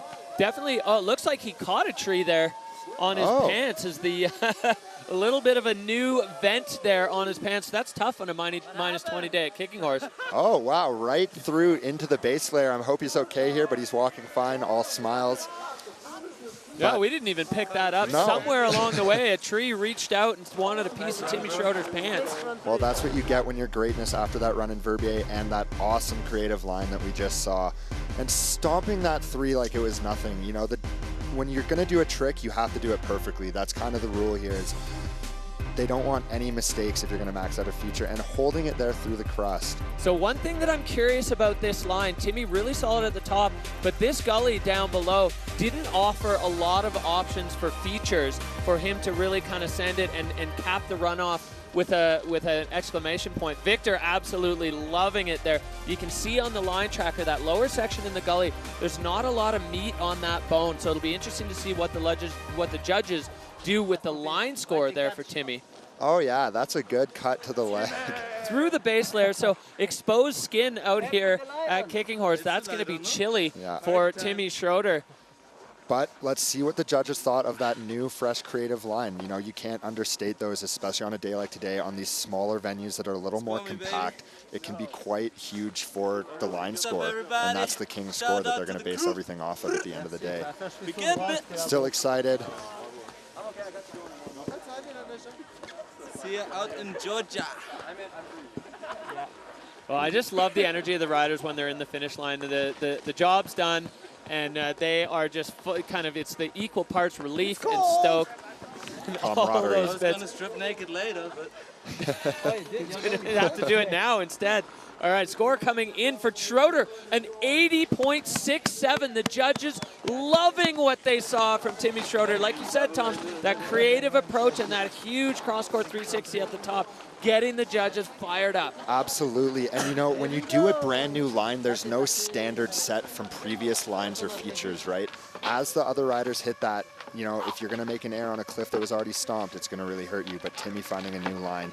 Back up to the top here, closing it off with Ludovic Guillaume-Diat. Well, Ludo Guillaume-Diat, he is the reigning Freeride World Tour champion. He had a solid run in Verbier, but then everyone else just went full dynamite mode and kind of pushed him down a bit. He ended up 8th. So Ludo, I feel like his both board handling skills and strength are going to lend themselves well to both the snow conditions and the venue that we're riding on here today at Kicking Horse, as the champ is on the face, the last man in the snowboard men's field. Dropping in regular out of start one, coming down that bench, slashing the pow, getting the energy up, lining up this top section and the feature that he's going to choose to open up his run with. Awesome doubles, stomping it, staying in control, shutting down, finding that corner, again, staying in control. Yeah, really stacking it up there. 3 features right off the bat for Ludo, getting the grab. A little more riders left than we saw other people land, and that gave him the opportunity to land in fresh snow, which at this point in the game is huge. And Ludo Guillaume-Diat now just pounding his way down the central couloir of this T1 face. Let's see what he has lined up here. A huge backflip, stomping it, and a little bit of a catch, but it didn't look like he went down, and just pinning it out of the bottom, getting out of the venue. He says, I'm done with you. Almost going down in the Dream Killer section there over that roller. And he's through safe. Ludo, high energy, bang, bang, bang, feature, feature, feature off the top. The judges love to see that. All hugs for the French at the bottom. Victor congratulating Ludo. That is a wrap for the snowboard men. Let's see how he can round out the day. Yeah, let's take a look back, Tom. This top section of the venue, or this is the bottom section, with this backflip. I thought he was going to be over-rotated, but he managed maybe a bit of a butt check there. Yeah, a bit of an over-rotate to a butt check, but holding on to the bottom. Let's see how that rounds out. It might not be the score he wants with so many clean runs today. You know, control issues speak a lot when there's only a handful throughout the category, and the rest of the riders did do a very clean job, but that's the name of the game. When it's so tight, all of those little defining factors are going to really come into play. So Ludo Guillaume-Diat, I loved it at the top. He stacked up so many features back to back to back to back, really getting that thermometer up, and then backflipping off that lower one, just setting it a little bit too hard, over-rotated slightly, was able to bounce back up. In the initial show of it, he was kind of disappeared in the powder cloud, and we were like, oh yeah, it was clean. But and then the replay, well, shows more. Yeah, it shows you everything. And look at how tight the scores are coming in from the top of that pack, from second all the way down to 6th place. You know, only separated by a point. That's nothing. That's a huge show of riding. So Ludo with a 66.33, that's going to put him into 10th. So a bit of a disappointing day for Ludo Guillaume-Diat, the champ, not having the greatest start to the season so far, but I have a feeling we get onto a big face in Georgia, and we'll see Ludo come back firing. So officially now, as official as it can get from anything you hear from us, Victor De La Rue with another win, 2 first place under his belt with 2 events in the bag. That is incredibly dominant from this man. Just a classic showcase of Victor Delarue riding today and in Verbier. The consistency that he has at that level on all of these different venues too. You know, that's what it takes to be a world champion. You have to showcase great riding on a different set of venues, and Victor doing a great job. That is your snowboard men's podium as we see it. Michael Mon, Victor Delarue, and Tim Schroeder. All right, well, here we go. This is what we're seeing right now in the overall FWT rankings. Victor holding on with a stranglehold now, almost 8,000 points ahead of second place. Timmy Schroeder, the rookie now, sitting in second overall. Huge. Michael Mon jumping up from below the cut to into third. So incredible show for those boys, doing exactly what they needed to do. Yeah, and unfortunately, Ludovic and Cody not getting the scores they wanted today. It's going to come down to the line in Georgia for them. Yeah. Chicken All dinner, smiles. Showcase the bling, the watch. Great riding, gentlemen. 3 runs in the 80s here from these 3 guys, Michael Mon and Timmy Schroeder, really doing what they needed to do, but neither of them quite able to knock Victor Delarue off the top. And look at the overall standings, how it's shaken up. Michael Mon scooting into second place overall. And this is actually the event standing. So Victor, Michael, and Timmy, that is your podium. Incredible riding from them. Warren Doyle moving himself way up as well. Hugo Serra, all of these guys, really strong performances. As you said, Tom, the points stacked all so close together. We're going to go down to the finish line and catch up with the man himself, Victor Delarue, laying it down once again here on the T1 South Face. Victor Delarue backing things up. Incredible riding there. Huge congratulations. Tell us about the top section of that run that was so technical and so solid up there. Can't hear. We got a little communication issue here with Victor. All right, we got him now. Victor, run us through the top section of your run. So technical, so solid in there, and a line that nobody else even saw. Yeah, so I knew the snow conditions were going to be super tricky, like super light snow and super hard bottom. And I just still wanted to do something that where I was attracted. And the only thing that I really wanted to ride was this top section. I really was not sure if it would work or not. And that's where the good snow was, at the very, very top. So I just followed my instinct and forgot about the competition, tried to at least, and it worked, so I'm stoked. Well, huge congratulations, Victor Delarue with 2 wins in 2 starts. Unbelievable run and unbelievable statement from Victor Delarue. He's here to play. Great riding, Victor. Love to see it. All right, the Kicking Horse Golden BC Pro will be right back after this short break.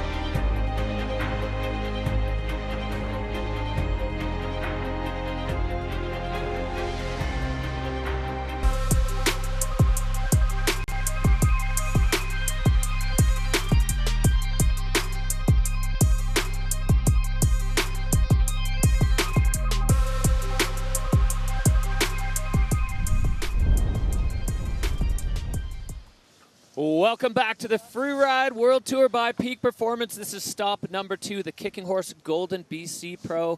I'm Derek Foose. I'm joined today in the booth by Tom Pfeiffer, Freeride World Tour standout rider over the years. And today, Freeride World Tour co-commentator. You know, it's good to be on this side of it and watch some incredible riding so far, especially in these tricky conditions for them to navigate, but awesome riding from the snowboard categories today. Some bigger airs than I expected to very clean landings, lots of diverse riding and unique styles today. So I'm super excited to see what the skiers are going to put down because, you know, just because the conditions work out a bit better for snowboarders doesn't mean that it will go for the skiers as well. All right, let's take a look at where we're sitting in the overall standings. Zuzana Vitek holding it down with that dominant performance in Verbier. Manon Losky, the young rookie, sitting in second with a huge run in the first event. Molly Armanino, Hedvig Vessel with the slow burn. She's just, you know, always looking at the big picture. And then we've got a bunch of young riders that are absolutely solid, so strong. Astrid Chelou, Lily Bradley coming back from injury. Addie Radford always looking for something different, looking for a totally different take on the face. Young Lydia Nelson, we saw her with a great start early on in her run in the first comp, and then unfortunately going down. And then we see Justine Dufour-Lapointe and Taylor Dobbins, both of these riders not able to make it here.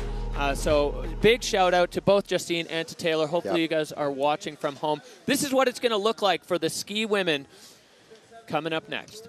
Okay, let's see how it opens off. Again, we're moving to Zuzana, opening it off after a big win. So that's going to be challenging, a lot of pressure. And as I said before, you know, dropping first and setting the bar for the rest of your category is a tough position to be in. Followed up by Lily, who's always also looking to do something creative and a huge sender as well. I'm excited to see how Hedvig, a veteran on the World Tour, incredible riding throughout the years, and we'll see how she manages this today. She's in a great spot to start putting down a big result and get up into the mix.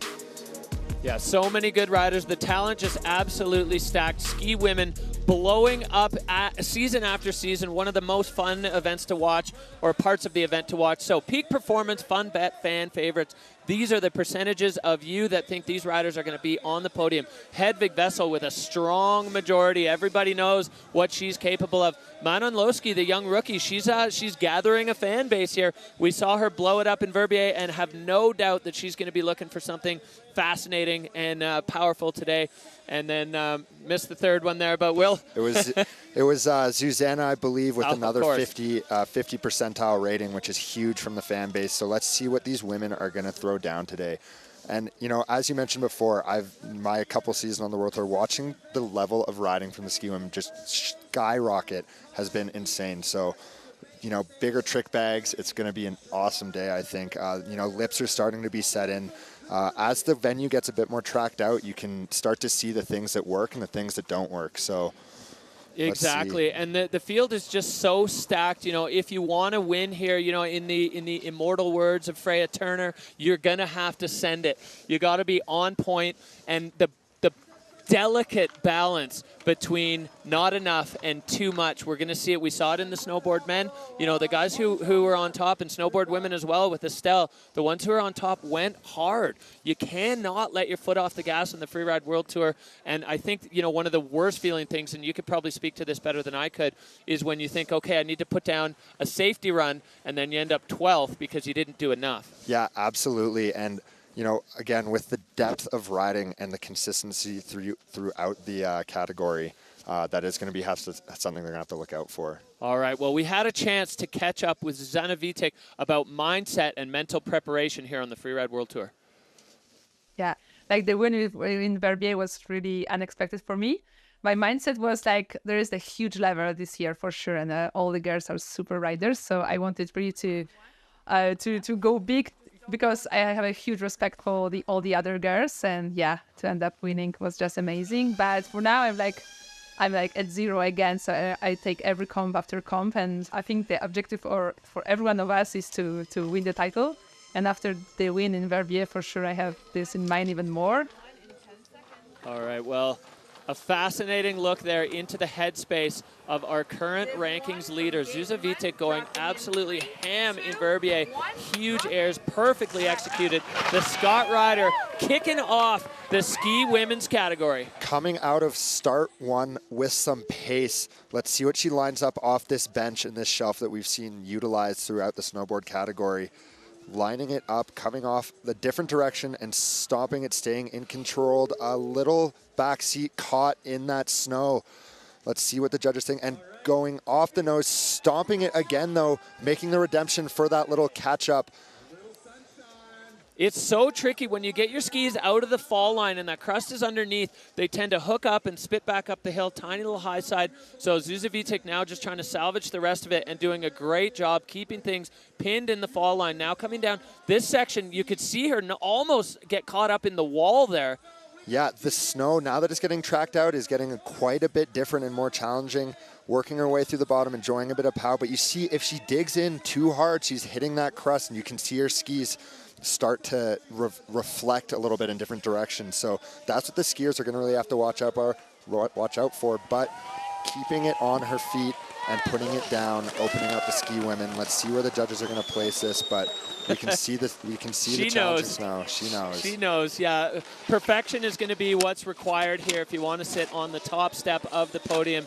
And Zuzana Vitek knows what that feels like just a short 2 weeks ago with perfection. So Tom, take us through the replay here. Lining it up off the nose, beating your slough and stomping it. Beating your slough is huge. You can see the landing and get your legs down right where you want them. And then boosting that little lip through the middle section. Beautiful turn, beautiful link of features, and finding extra bonus points is huge for your line score in this venue as well. And she did an excellent job of that, coming through the bottom and keeping her pace. And, you know, cycling back, keeping that fall line is going to be a huge, huge factor with the speed. But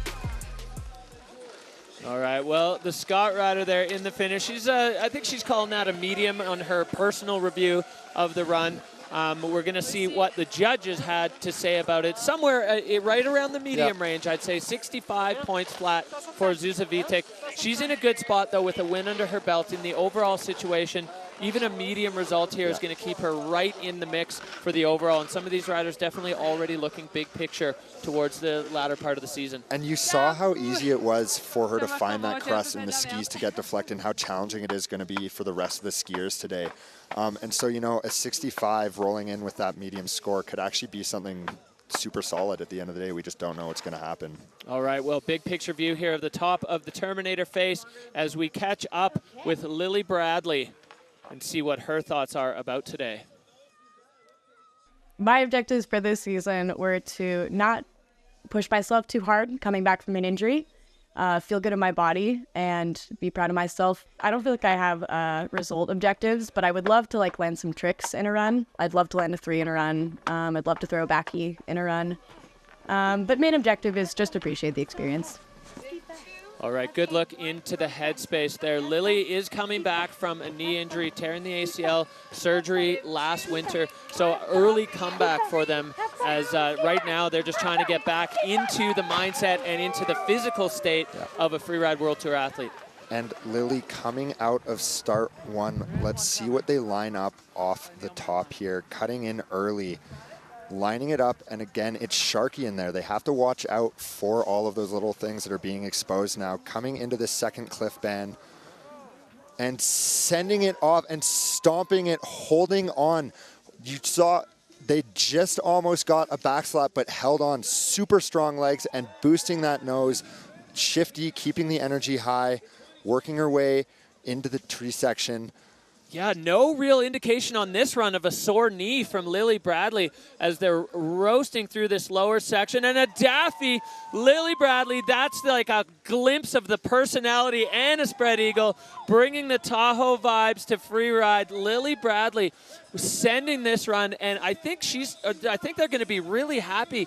Just top to bottom, another one. Oh, Lily Bradley has got us just grinning in the booth here. Top to bottom, just powerhouse riding for the Tahoe rider. And that's a showcase of the energy that they have, you know? The splaffies, the spread eagles, just going back to the roots of fun, good skiing. I love that. All right, Tom. Well, as we go back up to the top, Lily off this one, clean landing, solid. As you said, going deep into the suspension, but no issue landing it as they roasted off that one too. This is a strong statement from Lily Bradley that the knee is looking and feeling all right. Yeah, that's a good sight to see, especially on the crust and making quick work of the venue. There's the Daffy having fun with it.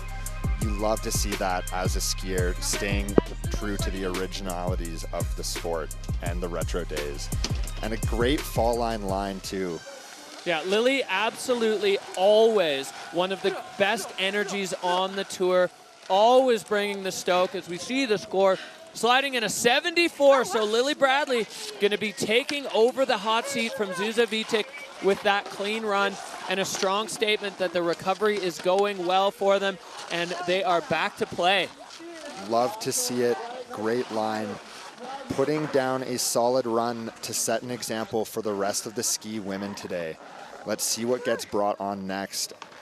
Well, loving the energy. Ski women kicking things off with a bang. Back up to the top. You can see just the knife ridge up there as we move to our next rider. This is Lydia Nelson. Lydia, 19 years old. She was a junior last year, transitioned immediately after Junior Worlds into the qualifiers, and then found herself winning on the Challengers. Boom, boom, boom. And she went from juniors to Freeride World Tour just like that.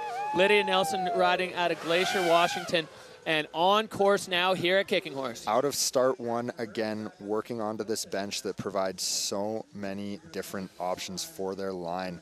Lydia going all the way through. Is she going to go to that section that Tim went and opened up a fresh POW line? Yeah, way over here to the rider's left for Lydia Nelson. Only a couple of tracks as she comes back to a big dog, making sure she's lined up on the right spot as this one's got some kick to it. And Lydia flying off the step and clean. Super creative, quick footwork feature. I love to see that, keeping it technical, but keeping it smooth and consistent and fast. Coming back across the venue and boosting that nose, stomping, making quick work of it, coming into the tree section, enjoying some fresh snow as she comes down. A real creative link up there for Lydia Nelson as she is now motoring her way through this lower section. This is where those tracks have exposed the crust, so we'll see how Lydia is able to navigate this as she gets herself onto the top of this nose, sending it into the gully and holding on now. She stays in the fall line. Coming out with some speed into the Dream Breaker zone. Let's see if she'll hold on through this wind crust. We have one last feature, sending the wind lip, getting some good absorption on it, not getting too bucked on it. That's a big thing. And coming through with a clean run. Yeah, that was veteran riding from the young American athlete, showing, as you said, Tom, absorbing the wind lip a little bit so as not to get bucked in the crust, because that definitely can, especially I think maybe even more so for the skiers than we saw with the snowboarders, as we take a look back at the top section of Lydia's run. Look at that footwork into that little gully and off the nose. You have to be so dialed with your trajectory, and then right off that second tree bush lip. Coming down across now, keeping it moving as she traversed back into a feature is so important for fluidity and skiers, but we saw the video judge docking it down a little bit, and that might just be for the out and back that we saw. But overall, clean riding from Lydia. Yeah, linking up two very, very kind of separate sections of the venue. But in the fluidity category for the judges, if you're moving towards something, they're not going to knock you too hard for going across the venue. As we see here, the score coming in for Lydia Nelson, sliding into third with a 56.00. So Lily Bradley fending off her young American compatriot, and Lily going to be holding on in the Dina Star hot seat there. All hugs and all friendship at the end of the day when they get down. So much support throughout the freeride community and the rider start list. I love to see that. That's something that's always been consistent, and it's grown in current and past years. Yeah, so. big time family affair. As we zoom back in onto the start gate, this is one to watch. She is the boss, the Freeride World Tour veteran, sitting in 6th so far. That is incorrect. Hedvig is actually sitting in 4th overall. And the peak performance rider looking to make a big splash. She's always kind of chatting about the balance for her between consistency and just show-stopping magic. And Hedvig getting way out there over the exposure to start her run. Into that super technical entrance and off the nose into that doublet. We saw Victor going, stomping it, just avoiding the rocks. Oh my gosh. Sending it from Hedvig, holding on as she's shutting down her speed, coming into the tree section. Firecracker start to the run, classic Hedvig Vessel style. Keeping it low and fast through that. I love to see it, that smart veteran riding that I know Hedvig does. And Hedvig is so strong, this crust having no effect on her, directly off the nose. Huge stomp there for Vessel as she has made short work of this Kicking Horse venue.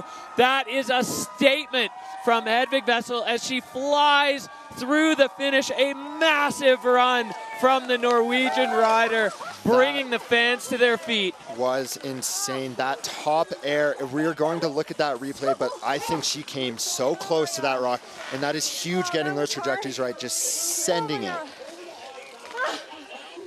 Well, Tom, let's take a look back. The start of this run, absolutely firing off that. Boom, stomping it and coming out with speed and holding on. Great technique, great strength. Yeah, she definitely had a moment there in the powder cloud. You can see one ski kind of kick out, and then this lower one, again, wrapping the turn straight off the nose, waiting patiently in the fault line for balance before she starts the next turn.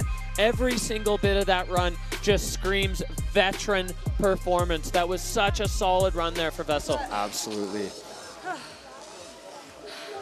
That was a firm landing. I was hoping for more, but... Yeah, that is a firm crest. You hear it from her, the veteran herself. Oh my God. Well, you can see Lily Bradley looking over at Hedvig, somewhat in awe. It's one of the coolest parts here of the Freeride World Tour is these riders getting to ride with their heroes. 80.67 for the peak performance athlete as she puts herself on the top of the pile so far. Hedvig Vessel with a strong statement. After Verbier, we had a good chat, and she was like, I don't know if I really did enough. You know, and especially with both Manon and Zuza going absolutely buck wild on that Verbier face. So she's come back swinging with a huge performance here at Kicking Horse and a big statement to the rest of the ski women's field. Absolutely. And I love to see that, just getting it perfectly dialed, knowing which feature is right within her range in this snow quality and making quick work of the venue back up to the start gate. Yeah, we take no breaks here at the Freeride World Tour. Astrid Shea-Loose riding out of that powerhouse Les Arcs Freeride team. Astrid, 20 years old. She's a former Freeride World Tour, Freeride World Junior champion as well. We got a handful of them in the field here. Astrid now on course and looking to back things up and see if she can have a reply to what we just saw from Hedvig. Taking it right fall line out of start one, making quick work through that technical section and carrying her speed beautifully into this next cliff band. Astrid is an absolute sender, taking it off this nose to a bit of a backslap. You saw, she found that crust, but bounced up, holding on. Fighting for balance there. Athletic moves from Astrid Shea-Loose, finding another feature here, going across the gully, trying to manage the speed here as best she can, stacking features. Yeah, absolutely. As it's getting skied out, it's getting a lot faster through that middle section. I think it's taking them a bit by surprise, making quick work of it though, staying in control, staying on her feet, not letting it get the back of her. Come on, Astrid Shea-Loose with a backflip off the windlip at the bottom. Talk about bonus points, talk about risking it, and that is okay to dive on the ground there in celebration. What a gamble, and she stomped it off that lip with the backflip. Well, the contrast in that run, a huge air at the top with the big backslap we're going to see in the replay, and then the first rider of the day to really dig into that bottom windlip feature. Making quick work and just knows exactly where she needs to go through there, navigating the rocks. And I think she kind of landed on a tree mogul thing, which kicked her back right away, but she popped off and stayed fall line on her feet and just laying out that backflip 2 bolts. Yeah, and Tom, on the replay, the backslap didn't look as bad as it did in real life. Definitely the butt down. You know, the judges look at multiple stages of backslap. Stage 1, your butt touches. Stage 2, it's your backpack on the ground. Stage 3, your head's dragging in the snow. So probably, of course, we're not judges, but probably closer to a stage 1 on that. Yeah. But on a huge air onto hard snow, and then the backflip at the bottom. Hedvig's going to be nervous now because that was a really, really solid one for Astrid Shea-Loose, the French rider. You know, we saw her kind of on a slightly mellower grade earlier in Verbier. Now what are we going to see? 86.67 for Astrid Shea-Loose, a short stint in the hot seat for Hedvig, and Astrid having her way with the venue today. Huge hugs for these women. That backy paid off. Huge, huge risk. I love to see it. The trick bag is deep across the category, so that's going to be super inspiring for the rest of the women. Super solid riding from Astrid, making her way down that whole venue flawlessly.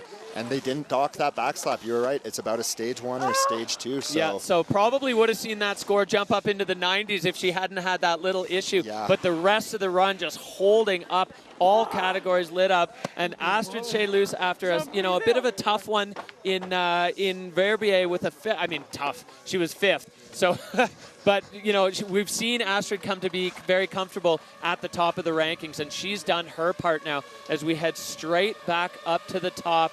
Molly Armanino shouting out to the mule there, to the homies back in Tahoe. Molly Armanino, always exciting. Ski women fireworks as expected, and this is one to watch, as you will probably, if you blink, you'll miss this run. Molly Armanino always pinned, always finding creative and unbelievably technical ways through the mountain. So I have a feeling we're going to see the same here from Molly as she gets things started. American powerhouse coming out of the start gate, number 1 into this top section. Let's see what she has lined up again. Coming down to this cliff band, working her way through it flawlessly, navigating it, getting through those rocks. The rocks here are super grabby. You touch one, you could lose a ski. Sending it off the nose, and just shorting that slough cone transition, and you saw she got put back seat. That crust forced her into a bit of a high side, and she unfortunately went around. Sending that bottom nose, though, still having fun with it, making her way down. You can still salvage points, as we said, so she's going to do her best to do that. Coming into this bottom tree cliff feature, and all the way riders right into a bit of pow, having some fun with it. Well, as we have come to expect from Molly Armanino, going absolutely huge right off the top ropes on that upper cliff. Unfortunately, not quite able to hold on. It is a bit, Molly catching a tip on a tree. The tripwire effect there, taking down Molly Armanino. And that is the difficult part, giving us the wave. She is all good. Catching a tree is scary for skiers. Legs can go in different ways and twist, but that's the challenge at the bottom. And a 360, a little bit of a hit tuck, having fun with it. It's still all about fun for the riders. And we saw it, the 2 different challenges through the venue unfortunately took Molly down today. The crust off that top big cliff and the trees through the bottom. Hugs from her American counterpart, Lily. It's all support. We're glad to see smiles and that Molly is okay. Yeah, and for Molly, she'll be able to shake this one off. She's got a podium finish already in the first event of the season in Verbier. So as we look back at Molly Armanino's run, really technical at the start, and then she was lining this one up. You kind of thought she might go into the gully, and then we saw that track, boom, and unfortunately, just not quite able to hold on. Yeah, and as in those tight chutes, the slough cones provide transition, and she just didn't quite make it, but holding on through that nose, still showcasing how solid the riders, and there's that tree right just underneath. Grabbed her ski. You can do nothing about that. It's going to take you down, unfortunately. And that's what a lot of the riders have been nervous for in this bottom section. If you do that with some speed, it could be a very tough day. And back up. Yeah, we're on a slightly low tide year at Kicking Horse with overall snowfall. So a few more trees that are out of the snow and in play, especially on the lower half of this T1 South venue. And so one of those, unfortunately, taking Molly down. But the Scott rider still all smiles as she's just trying to figure out where to go. Wants to go say hi to the friends and get hug and support. Getting an 18.33, not the score Molly's going to want with the 2 crashes, unfortunately. But as you said, Derek, she has a great standing result from Verbier.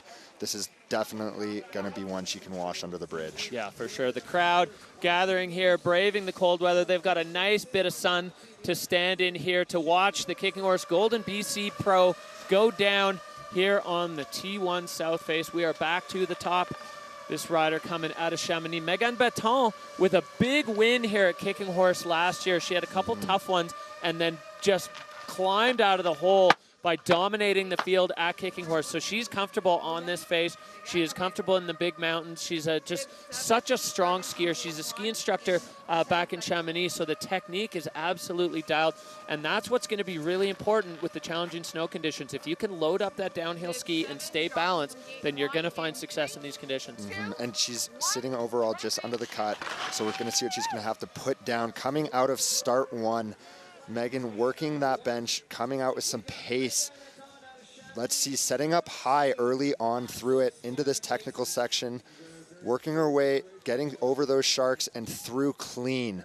Coming into this bottom cliff band, making quick work of the top. Let's see what she's going to line up here off this bottom nose. Yeah, there's been a few riders that have taken a chunk out of this one. Megan Baton solid there. Every single squat and lunge she did all summer paid off dividends right there. And another big one. So Megan Baton, oh no! Unfortunately getting grabbed by some tracks in the chewed up snow, maybe a bit of a tree or a rock there.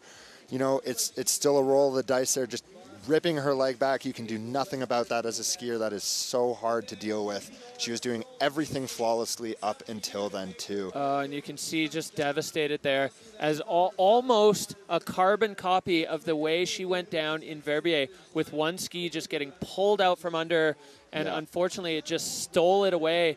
And Megan Baton finding herself now without a ski, waiting for a ski runner to come from the top to collect the equipment. That is heartbreaking for the French rider, as she was on point up to that stage. Nothing but my heart for you, Megan. I have experienced that, and you know, as a rider, as a skier, there's nothing you can do when your ski gets taken off your foot like that. Unfortunately, that is I believe it's a no score too, right? If you lose a ski, so tough showing, especially after showcasing some top tier riding through that top section of the venue too. And you saw how strong she was off those cliffs too, to bolts. You know, she really did have it dialed, and that's going to be a tough day for Megan, but that's the challenges that the skiers and the freeriders do face on all these different venues. And you know, sometimes it's a bad decision they made, and sometimes it's bad luck, and that one's just bad luck. Yeah, 100% bad luck. So you can see Astrid sitting there in the hot seat here, watching her, you know, her country mate with such a solid performance. Oh, it looks like Megan's just taking things into her own hands, going to go up and retrieve that ski. You can see this is actually a really good picture of how firm that snow is under the powder. You know, in the fresh snow, it's all right, but right underneath it is that melt freeze crust that we had from the warming event a couple of weeks ago. So Megan's got her ski. Physically okay, but emotionally that's going to be a tough one to swallow. Yeah, and especially she was just under that cut line result with 9th in Verbier. This isn't what she needed today, so it's going to come down to the line in Georgia for Megan. And, you know, she's going to be welcomed with hugs and lots of love down at the bottom, because, as we've mentioned before, that's just bad luck, and you hate to see that happen to such a skilled rider. Yeah, and Megan now going to be finding herself in the exact same position that she was in last season with 2 bad ones. So, you know, the good thing, I guess, for her from a psychological standpoint is she's traveled this road already. She did the exact same thing last year. She had a couple really rough ones and then a win. So she'll be coming into the next stop at the Georgia Pro hungry and looking to just go all in for that one and do exactly what she did last season to put herself across the cut line and into finals, as Megan now is just going to make her way down the face, get off the venue, and get some consolation from her fellow riders. And working her way through the chute, just getting down. You know, this is where you just step to the side, having fun off a little nub at the bottom, staying on her feet, working the powder. You know, there's still fresh snow, so of course any rider is going to ski it and have some fun with it at the bottom. But give it up for Megan. That is just a hard day in the office. Yeah, and the crowd giving her lots of love as she comes across the line. Oh, almost getting taken out again as she gets a big hug from Astrid Chelus, your current leader here in the ski women's category. Just over halfway through, Megan Baton with a no score, so that's a heartbreaker for her. Yeah. And, you know, as she goes back to Georgia, maybe in a bit bigger terrain, she is from Chamonix, so that could be super advantageous for her as well. For sure. The big peaks, yeah, that's definitely where she finds herself most at home. So, yeah, a hug, a bit of consolation from Astrid as they catch up. And Megan now, Dina Star rider, going to just move herself off the stage here. Chats, hugs, catching up. Now it's time to relax, but... All right, well, we are going to go back to the top. Our next rider blowing our minds in their debut on the Freeride World Tour, the peak performance rider, Manon Lowski. We got to check in with her on the kind of mindset it takes to succeed at this level. My mindset for this competition is to have fun, enjoy, try to do some cool lines that inspires me, and yeah, just have fun and see how it goes. I looked at the face today and it looked really playful, a lot of wind lips and cool and fun terrain, so I don't know. Well, we have been anxiously awaiting the debut of Manon Loeschke on the Freeride World Tour. She lost last season due to an ankle injury, and then she came back this year and showed us all exactly why she got herself that Red Bull helmet. The peak performance rider started her season off with a bang in the hot seat for a long time until Zuza came on, and now Manon on course, ready to show us what she's got. Out of start one again. It's a popular one today for the ski women category, making her way through this tricky, sharky technical section, lining up that exit, getting through it clean. That's super huge. That's stage one done through the venue. Coming into this cliff band, let's see what Manon's going to line up, because she can absolutely send it and stomp, as we've seen in Verbier, right off the nose. And to bolts, nothing is going to move her. She is such a solid rider. Coming into this nose, and a huge 360, a little butt check, but staying in control. Let's see, the judges are gonna see it, but it was a small one, and she's right back on her feet moving through the venue. Yeah, small control issue on a big move, as Manon Loeschke showing not only the freeride skills, but also the freestyle bag of tricks that she has under her belt, making her way now down. There's a lot of complicated terrain underneath here. Manon now popping off that bottom section, and she's going to come out into the apron. So Manon Loeschke, I wonder if she, her and Astrid spend a lot of time together. Is she going to line up a big one off this wind lip as well? Let's see, let's watch. Huge backy, and just pulling it around to bolt, stomping it for Manon, finishing the runoff with a bang. Look at how stoked she is. She knows what she just put down. That is going to be a run contending for the top spot. Such a high level of riding from Manon. Well, these two are best buds.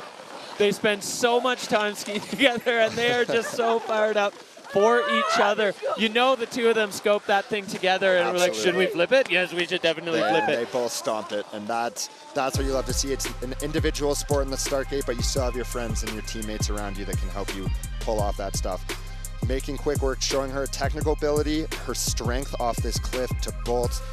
A huge 3, showcasing her trick bag. And it was tiny. It was just a little hand drag, not even a butt check. And the judges recognize how hard this condition is. So I think she's going to be very happy at the end of the day. And it almost looked in this lower section, from nearly halfway down the venue, that she was just focused on this. You could see her laser focused, the turns, maybe a few more turns than some of the other riders that have bombed through there. And that's because she had her sights set on that windlet for the backflip. So these two women showing the freestyle element in the ski women's category, absolutely going off. And these two at the pointy end of the spear of this movement. This is insane to watch. Such a good showcase and high level of riding today, putting the judges to work. So let's see what they're going to come out with. 2 huge clean backflips from the friends. There's definitely some room in that overall score too for the rest of the riders. It's not super stacked up at the top, so let's see where Manon ends up patiently waiting with her friend Astrid. And we'll see, Astrid's so solid. Hedvig with that gigantic air at the top. 84 for Manon Loeschke, so edging Hedvig Vessel out of second and showing exactly what the judges want to see out here from the ski women. A couple big airs, the very technical section at the top, a 360 and a backflip in a run. Manon Loeschke, solid run, not quite able to bump her friend off the top, but a huge statement from Manon. Yeah, absolutely. Making that top 3 now very tight, though, with the 84 and an 86, I believe. So we're going to see what's going to get shaken down at the rest of the ski women category, but putting the bar in a very high position for the rest of the women. Oh yeah, so we're going back up to the top. This is start 2B. We've got a little bit of an intermediate spot that the riders were allowed to choose from in between the two. And we were talking about the freestyle movement. Here's another one, Addie Rafford, a huge contender always. She's been touring her movie around and just cruising with her friends and on course now. So coming out of a very high start, they have kind of this option of start 2B, working our way through that shelf, making quick work of those technical rocks and section coming into the POW. Lining up this cliff that we saw from Hugo, getting it lined up and taking it to bolts. Such strong skiing from Addison. Coming into a fresh takeoff and landing and Addie getting bucked there. Just quite getting eaten by that crust. You can see when you land a little bit cross court, your legs are on a bit different of a elevation, and so you really have to be sure of where you're going to land. And unfortunately taking her down a bit of a high side, She's collecting her thoughts for a second. Both skis are still on. Just missing her pole there, just uphill of her for Addie Rafford. As you said, Tom, exactly that. Out of the fall line, especially when the snow is hard, it adds, almost like an exponential element of G-force when you land, and Addie just getting squashed by that one. And you can see in her bomb hole above her, she actually lands, and then there's this big, deep patch of snow. So I think it went from quite firm to quite deep and soft, and it, being on that offset angle out of the fall line, it can catch you really quick. Yeah. And that's just the variable conditions out here today, unfortunately. Yeah, so Addie Rafford with a really, really strong start to that run. I loved her approach at the top. 2 airs, one of them with 1 bomb hole and the other one with no bomb hole. So even this late in the game, still finding a fresh take on the face, but unfortunately going down. So Addie Rafford, it's not a no score. Both skis stayed on, so she might be able to salvage a little bit of something. But that is going to wrap it up for her contention, at least for the for the podium right now. So with only 1 rider to go, we're going to see both the French riders on the podium for sure. Sybille Blanchon, the only one who can have a say. Is Hedvig Vessel going to be able to hold on to that podium spot? We will see. And I was so excited to see what Addie would have in store. She's such a creative rider with her lines and the feature she chooses. And again, with variable conditions, it can just be bad luck. And again, we just saw another great example of a great rider being taken down by tough conditions. And Addie has really been kind of taken into the crew by the French homies, both Astrid and Manon. They've been all riding together with Addie and her brother and Max Palm. All right, Tom, have a look at this replay. Pouring the slough over the cliff, just such high energy, making quick work of the technical section up top. And coming into this top cliff that we only saw Hugo Serra hit and just stomping it. You see how in control she is, making that turn onto her next feature. And right there, it's the deep snow. It's the hard to deep snow that kind of pulled her off and high-sided her a bit. Yeah, the combo of the snow and a little bit too much turn uphill. Yeah. The commandments of free ride, land, balance, then turn, and that turn coming just a touch early for Addie. So you can see she's bummed to see the way that went down. 33.67. Addie's going to make her way off, which is, another disappointment. This is the glory and the heartbreak of competitive freeride. You've got your friend sitting on the top in the Dina Star hot seat, and you've just had your chance and unfortunately had it not quite work out. So disappointing, but we are straight back up. We do have one more contender for the throne here, Sybille Blanchon.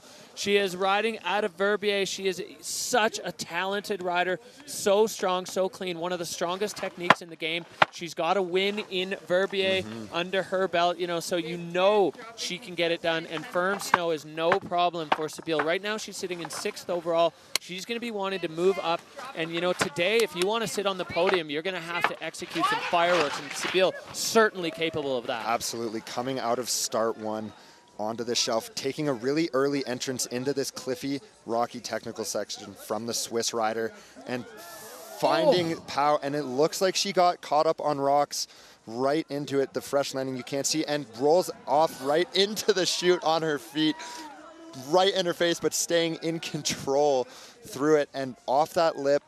I think that whole top section will be a bit of a surprise for her still, that she's still skiing down the venue right now, collected and in one piece. Yeah, hardly even a Doppler fluidity there. She just took a roll, and then her skis were pointed straight off the lip, so she went for it. Sybille Blanchon now trying to salvage something on the bottom half of this T1 South venue, making her way through. This section getting tougher and tougher the more it gets skied, and this nose now popping off that into the fall line, and Sybille Blanchon now onto the apron, pinned here, full throttle for the bottom section for the Swiss rider. She comes across that sunshade line and zooming into the finish area. Absolutely.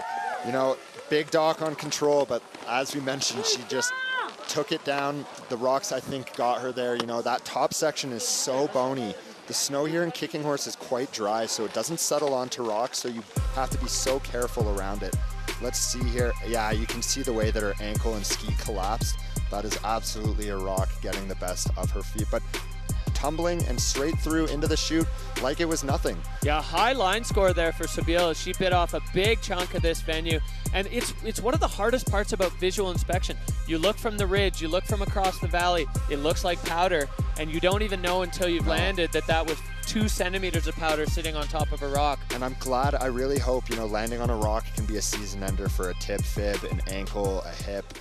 She's standing there let's see. Hopefully she's not in too much pain or no injuries, but disappointing to say the least. That's so that's going to be a 7th there for Sybille Blangeon with a 40.67 as she goes over to congratulate and console with Astrid Chelus. Unfortunate end of the day for Sybille Blangeon as she's going to make her way off. Looks like she's moving a little gingerly. Hopefully she's all right, as that definitely was a big impact. Yeah, absolutely. Yeah, a bit of a limp there. You know, it's such a surprise. You're so ready to land in a 4-point landing with all your strength. And if you hit a rock, it can be scary. But such a high show of riding today.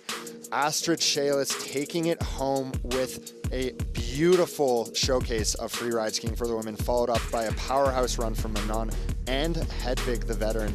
Lily sneaking into 4th.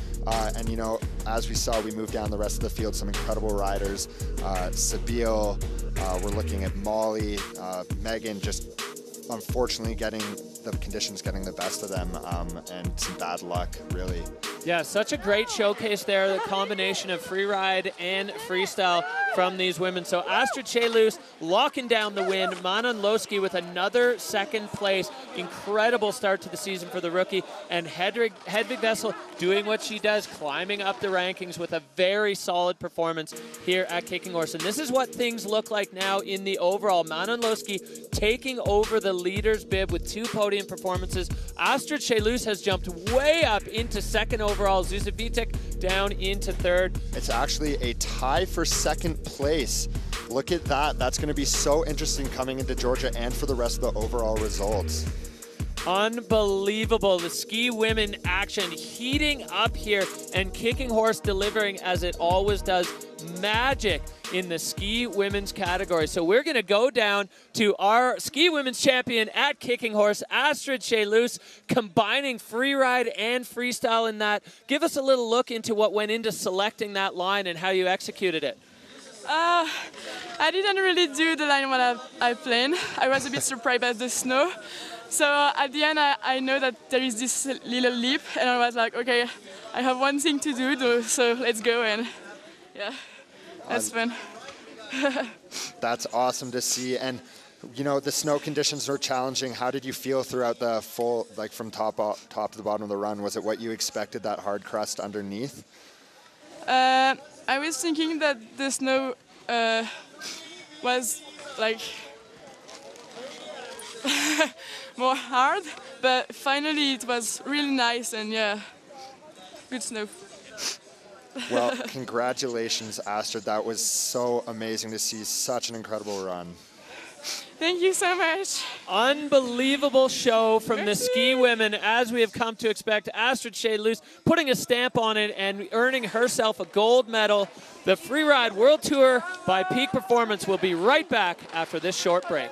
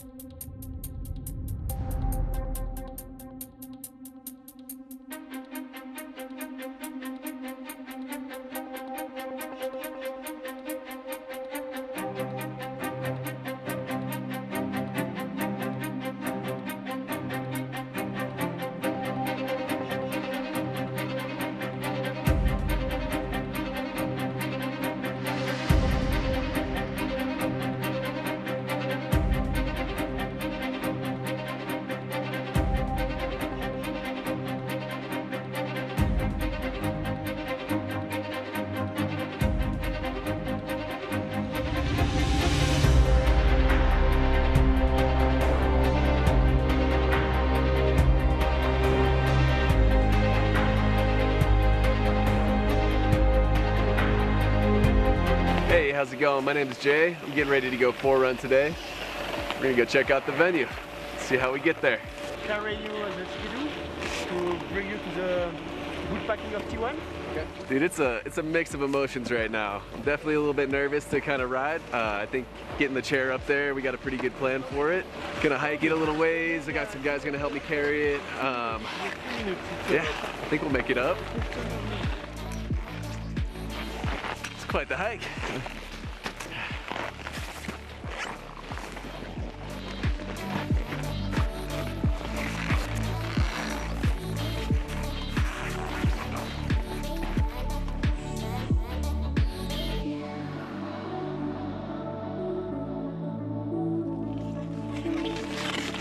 Yeah, this is the point in time where the heart starts going. Let's go, baby. 2, 1, dropping.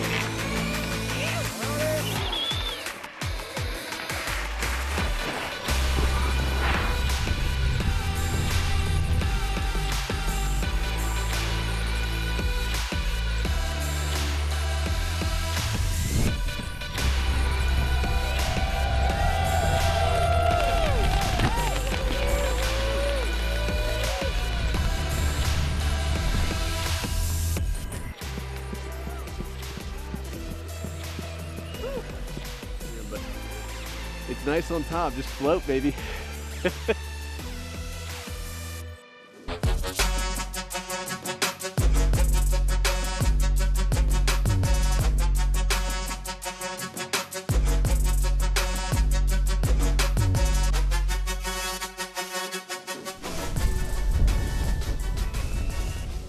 Welcome back to the Freeride World Tour by Peak Performance. It is stop number 2 in the 2024 season. We are at the Kicking Horse Golden BC Pro. My name is Derek Foose. I'm joined in the booth today by a special guest, Tom Pfeiffer, Freeride World Tour standout himself. And now here to give us all the insights. We have had fireworks so far in the first 3 categories, Tom. Unbelievable show here at Kicking Horse. Absolute showcase top-tier riding from the snowboard women, men, and the ski women so far. So this is what the overall standings look like currently. Max Hitzig taking the win there in Verbier with just a classic Hitzig performance. Solid, never put a foot out of shape. Finn Billis really kind of showing his capability of learning, and Christopher Turdell back from what he said. He's like, oh, I remember when I was good. Well, he is still good, and now he is sitting in the top overall. As we move down through the rankings, we've got some big names a little bit lower than we're getting used to seeing them. Andrew Pollard down there in 10th. It's out of 22 though, so he's still sitting on the good side of the cut is A-Paul.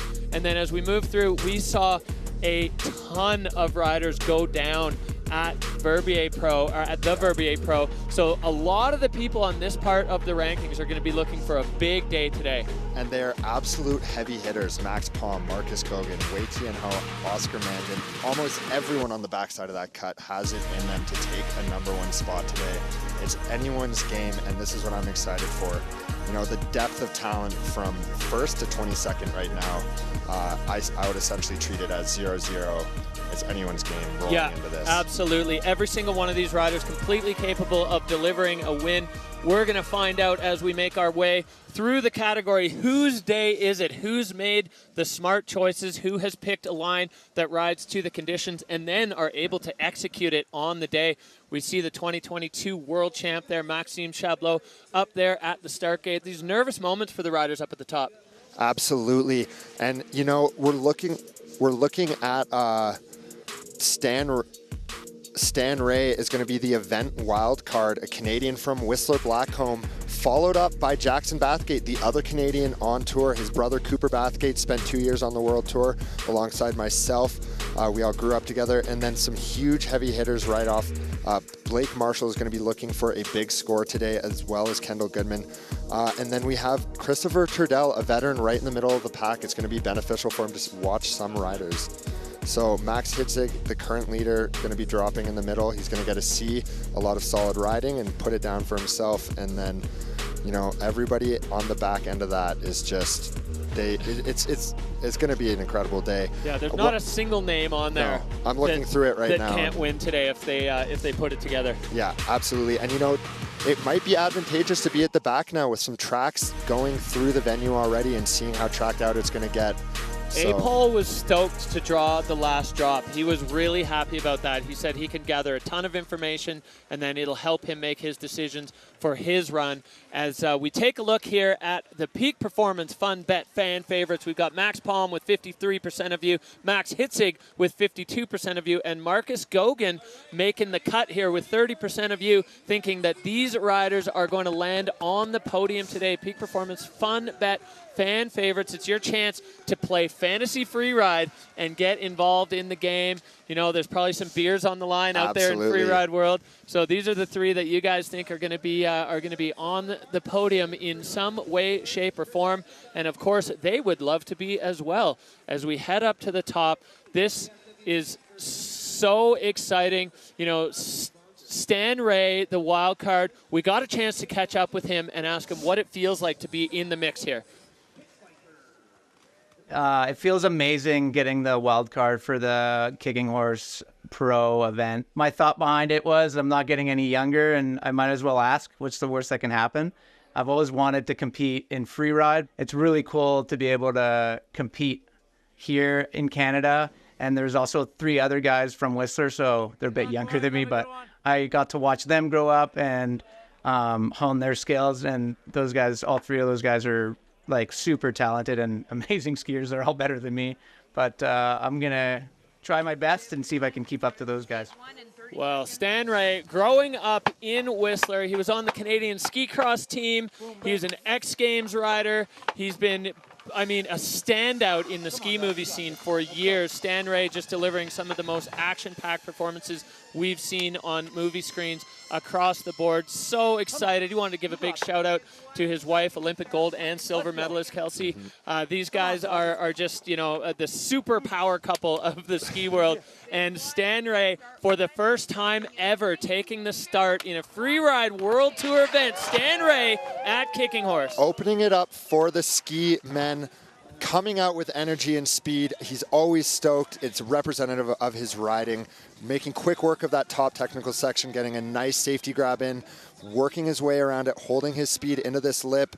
Huge air, getting a little bucked in the air, but holding on that hard crust, stomping it. High speed, high energy, and a big 3 from Stan, holding on, landing it. This is exactly what I expected from him. Oh, let's go, Stan. Full throttle, and he is going into this far, far skiers left area. We haven't seen anybody over here yet. We saw Camille Armand pioneer this zone a couple of years ago, and Stan now on top of this buttress, catching the lily pad, landing. Oh my Stan gosh. Ray. A huge tomahawk punch front. Look at those tracks. Let's hopefully we see a head tap here. That was a big, big impact. There's the wave and the head tap. I'm glad you're okay, Stan. Sending a huge air out of the bottom. I knew he was going to take a bit of a gamble on a run today. He didn't want to just take it too conservative to showcase that, you know, he is a powerhouse, legendary free rider. Well, he certainly is, and the top half of that run was incredible. So fast, so technical, and then Stan Ray getting on top of that gigantic building-sized buttress of rock, and the lily pad move to get into it means you can't slow down off the lip. No. All the speed comes in that landing, just not playing ball with Stan. And you have to be so committed at that point. You're in. Look at that, the fans, the Pit Viper guys. Oh. Stop kicking horses. I'm a huge advocate of homemade fan signs, and the Pit Viper crew out here just keeping the good times rolling. Absolutely. And, you know, I do want to say one thing. Back in 2022, when we ran the venue for the Freeride World Tour here, it was the last year I had the chance to ride it, we saw a lot of the ski men working across from that rider's right to rider's left, offering those multiple lips in a row to link up features. It looks like he's going to make it down a ski. Losing a ski again, it's all good laughs. You know, skiing on one ski's very challenging, so. Yeah, I mean, Stan Ray wanted to show up and put on a show here for the crowd, for the fans at home, and he certainly did that, going absolutely buck wild in classic Stan Ray style. There is no half speed for this guy, and he really showed it there. You know, this is going to be interesting because we're going to see if the big sends are actually going to work in these snow conditions. Didn't work out for Stan. No. But we saw some of it work out in the snowboard men category, ski women, and snowboard women category. It is possible. You just have to find those right angles and the right transition landings. So that's going to be huge. And, you know, he did take an air all the way at the bottom where deeper snow could have accumulated that's not as wind affected or moved around. So that also could have taken him by surprise. But we'll have to see what the replay says, if it was a crust underneath issue or a true good fashion ankle grabbing deep snow problem. Well, the local Canadian crowd here going absolutely wild for Stan as he comes into the finish. Tom, take us through this run. coming in high energy off the top, setting up for this lip, keeping it nice and smooth, a little buck, that's that hard snow, but landing so solid. That's the strength and balance that Stan has. And then coming in to this 360 fresh lip and holding it together, a little bucked off by that lip, but here we go, off the lily pad, gets the grab and punched right down through the snow. That's a big cliff to do in these conditions, and you know, that's the gamble that you're going to take. But the second his skis touched the ground, they were off. That's such a heavy impact. As we see the crowd filling in here at Kicking Horse, as we get a bigger sun patch, we get more people out that are willing to brave the cold. So that's a no score for Stan Ray. But it was awesome to see his showcase classic riding through the top of the venue. All right, we are going back up to the top. Ski Men underway. If you're just joining us, we saw our wild card Stan Ray operating truly in a wild card fashion, going absolutely ape on the whole venue, really. Full throttle at the top and then full send at the bottom as we slowly zoom in. Back up to the top with the Freeride Club alum, 2016 Junior World Champion, Jackson Bathgate. As you said, Tom, twins of Cooper Bathgate. You and Liam Pfeiffer, as well as Cooper and Jackson, the multi-sets of twins growing up in the Whistler Freeride Club. And Jackson Bathgate on course here at Kicking Horse. Start one. He said he wasn't too nervous about the hard snow as he's grown up riding on this through qualifiers and did that last year. Quick work through that top technical section, just holding on, getting a little drawn to the high side. Coming in off of huge cliff, huge nose. Let's see if he can hold it together. And just getting taken down, but you know, that's the crust. He stayed on his feet moving forward off another huge cliff to the parking lot and bolts. Jackson Bathgate, the three biggest cliffs on the venue, right off the nose of them, making quick work of this bottom section. He just wants to get out of it now. Yeah, punching into that wind drift there. Jackson Bathgate with three huge airs at the top of his run, and now just pinned down through the sunshine as he kind of comes into this wind-affected section and crossing the line at full speed for Jacko. So, you know, he's definitely a bit of a victim of that hard snow, but not even making a slight concession in line for the size of those airs. Absolutely, and the judges are going to recognize that. The size of the air onto that snow quality underneath is such a gamble. And you see there, yeah, a little drawn onto his shoulder, but that is a symptom of the crust. And then lining up this parking lot flat, huge cliff, and making it look like nothing. Jackson Bathgate's such a solid rider. Growing up with him, that was so perfect. And this cross-court transfer, again, catching the transition absolutely perfectly. He kind of plugged into the wall here, but managed to make it work and actually even added a little feature there. Yeah. It's a solid run there from Jackson Bathgate, top to bottom. Ski Men starting off with a bang. Yeah. Showing everyone else at the start that it is possible to take the biggest cliffs to the landing, to the flat part. Gore coming in for Jacko with a 72 flat, so he's going to take over the Dynastar hot seat there. The Whistler rider putting a stamp on things and showing exactly what's possible on this venue, as we saw Stan Ray showing what's not quite possible on this venue. So two contrasting runs there, and we're only two into a 22-man field as we go straight back up to the top of the T1 South Face here at Kicking Horse. You can see how rugged it is all the way from top to bottom as we drop in our next rider, Thibaut Magnan.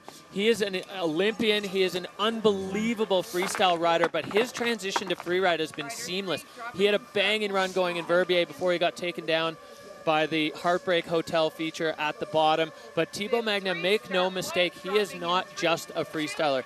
His free ride is solid. He's good over his skis, and I'm so excited to see what he delivers here today. Thibaut dropping out of start one. Let's see where he's going to go through these technical sections up high, making quick work of it, managing his slough, coming off the nose, getting a nice safety grab, boosting those energy points, coming around, holding his speed, getting a little thrown, but holding on. I think he was trying to go for that lip, but the hard snow got him there and pushed him offline. Sick flat spin with the Japan grab to bolts, stomping it. Thibaut absolutely showcasing his freestyle background. When in doubt, throw a sick flat spin and stomp it. Yeah, catching that one as well. Oh, and Thibaut just getting the skis out of the fall line. And unfortunately, going down there for Thibaut Magnan, that was not quite exact. Well, for sure not what he was looking to do there.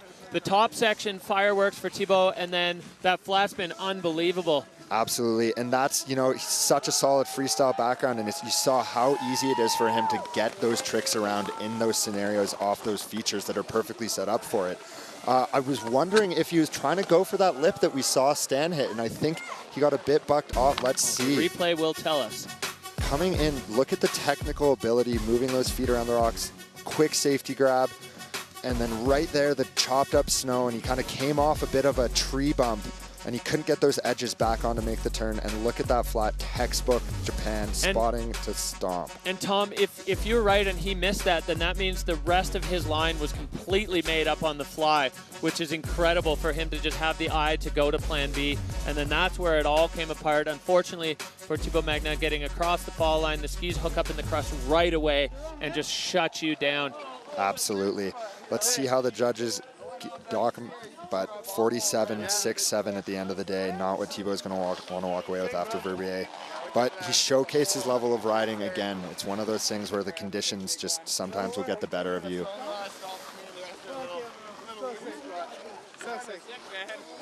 You can hear the boys just catching up about their experiences on the face as we see the whole T1 face starting to get a few tracks in all the different areas. There's only a couple of spots left that don't have any tracks, and I have no doubt that some of those spots are going to be, going to be well used by the rest of the riders in the field as we go straight back up. Our next rider in the gate, Blake Marshall, one of the most exciting runs we saw at Verbier with a huge 360 and then just stuck in the fall line to probably, well, in the range certainly of one of the biggest airs of the day. Wasn't quite able to put it together, but Blake Marshall is kind of having a resurgence. He was another one who was a staple on the tour. He got knocked off. He earned his way back through the challengers, and he is on course in a rowdy zone here now. Out of start two into the technical part of the venue, and into that double we saw Victor holding on, stomping it, making that hard snow look like nothing, off the nose, and just getting put a little back seat on a back slap on that hard landing. We saw it get taken down by Molly, but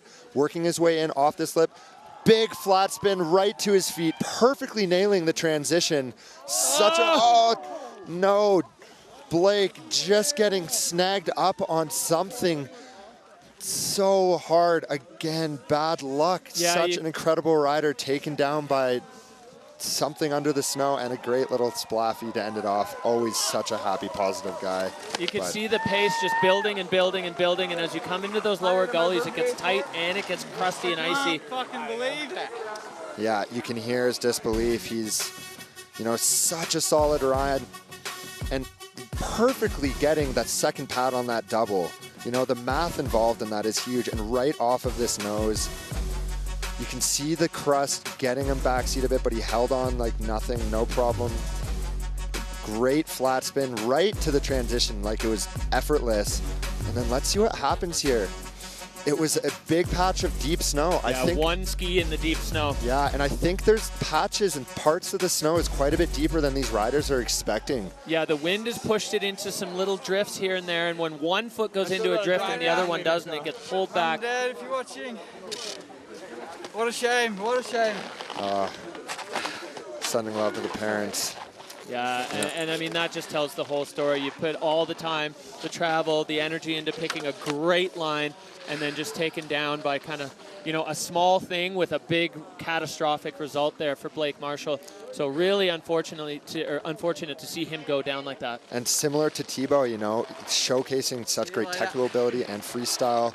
56-3-3 to end it off for Blake, not the score he's going to want to walk away with. Yeah, so Jackson Bathgate holding on to that top spot, currently sitting in the hot seat, but we are early days in the ski men's field right now as we look back up at the start gate, panning across from start 1 to start 2 to start 2B there. A few riders looking like they're going to be probably dropping out of there, as is our next rider. This is Salt Lake City's own Kendall Goodman. Kendall, just always with such a creative take on the mountain. He's got so much style and he's so strong.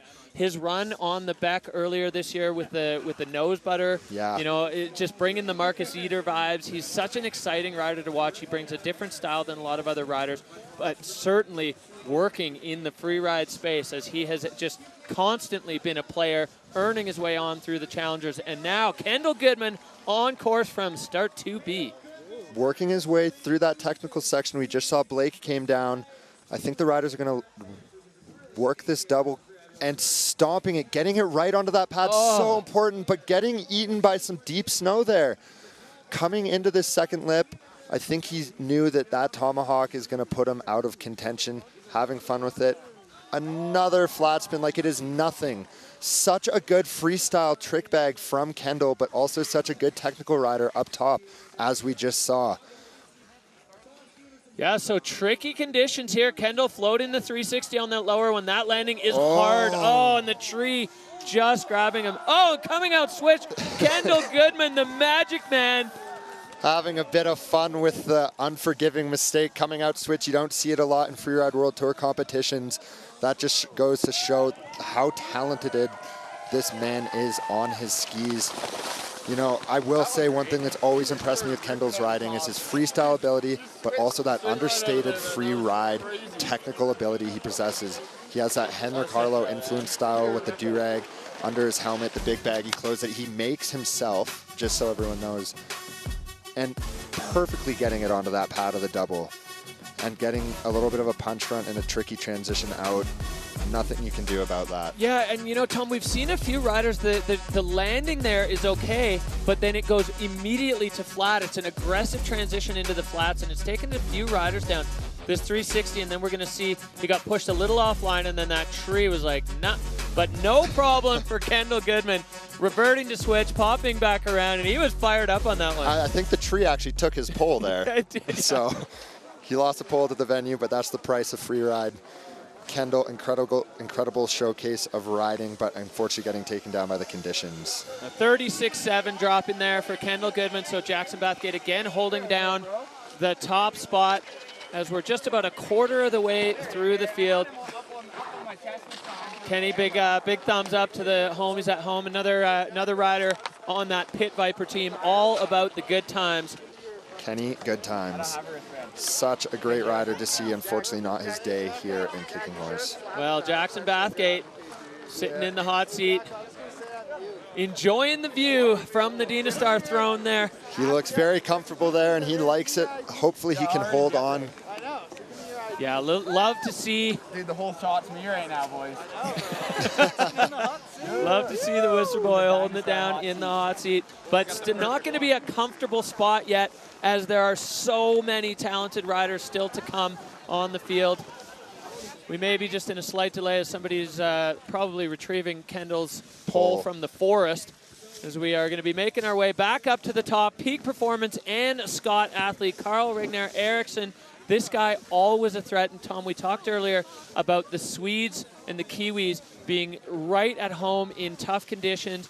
You know, you see the Scandinavian Freeride Championships in Åre in May, and it's always just looks like the worst skiing, but they have the best time on it. And they don't hold back. And these guys have sharpened their knives of their skill sets in conditions like that, so this is going to be light work for Carl Rigner Eriksson as he is on course. Start 2B coming in for the Swede, making quick work through that technical section, lining up that double again, gapping the whole thing actually. Carl. Huge air and coming out with some speed, holding on.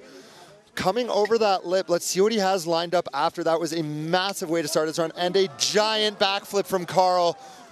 Excellent riding, standard riding that I have seen from him.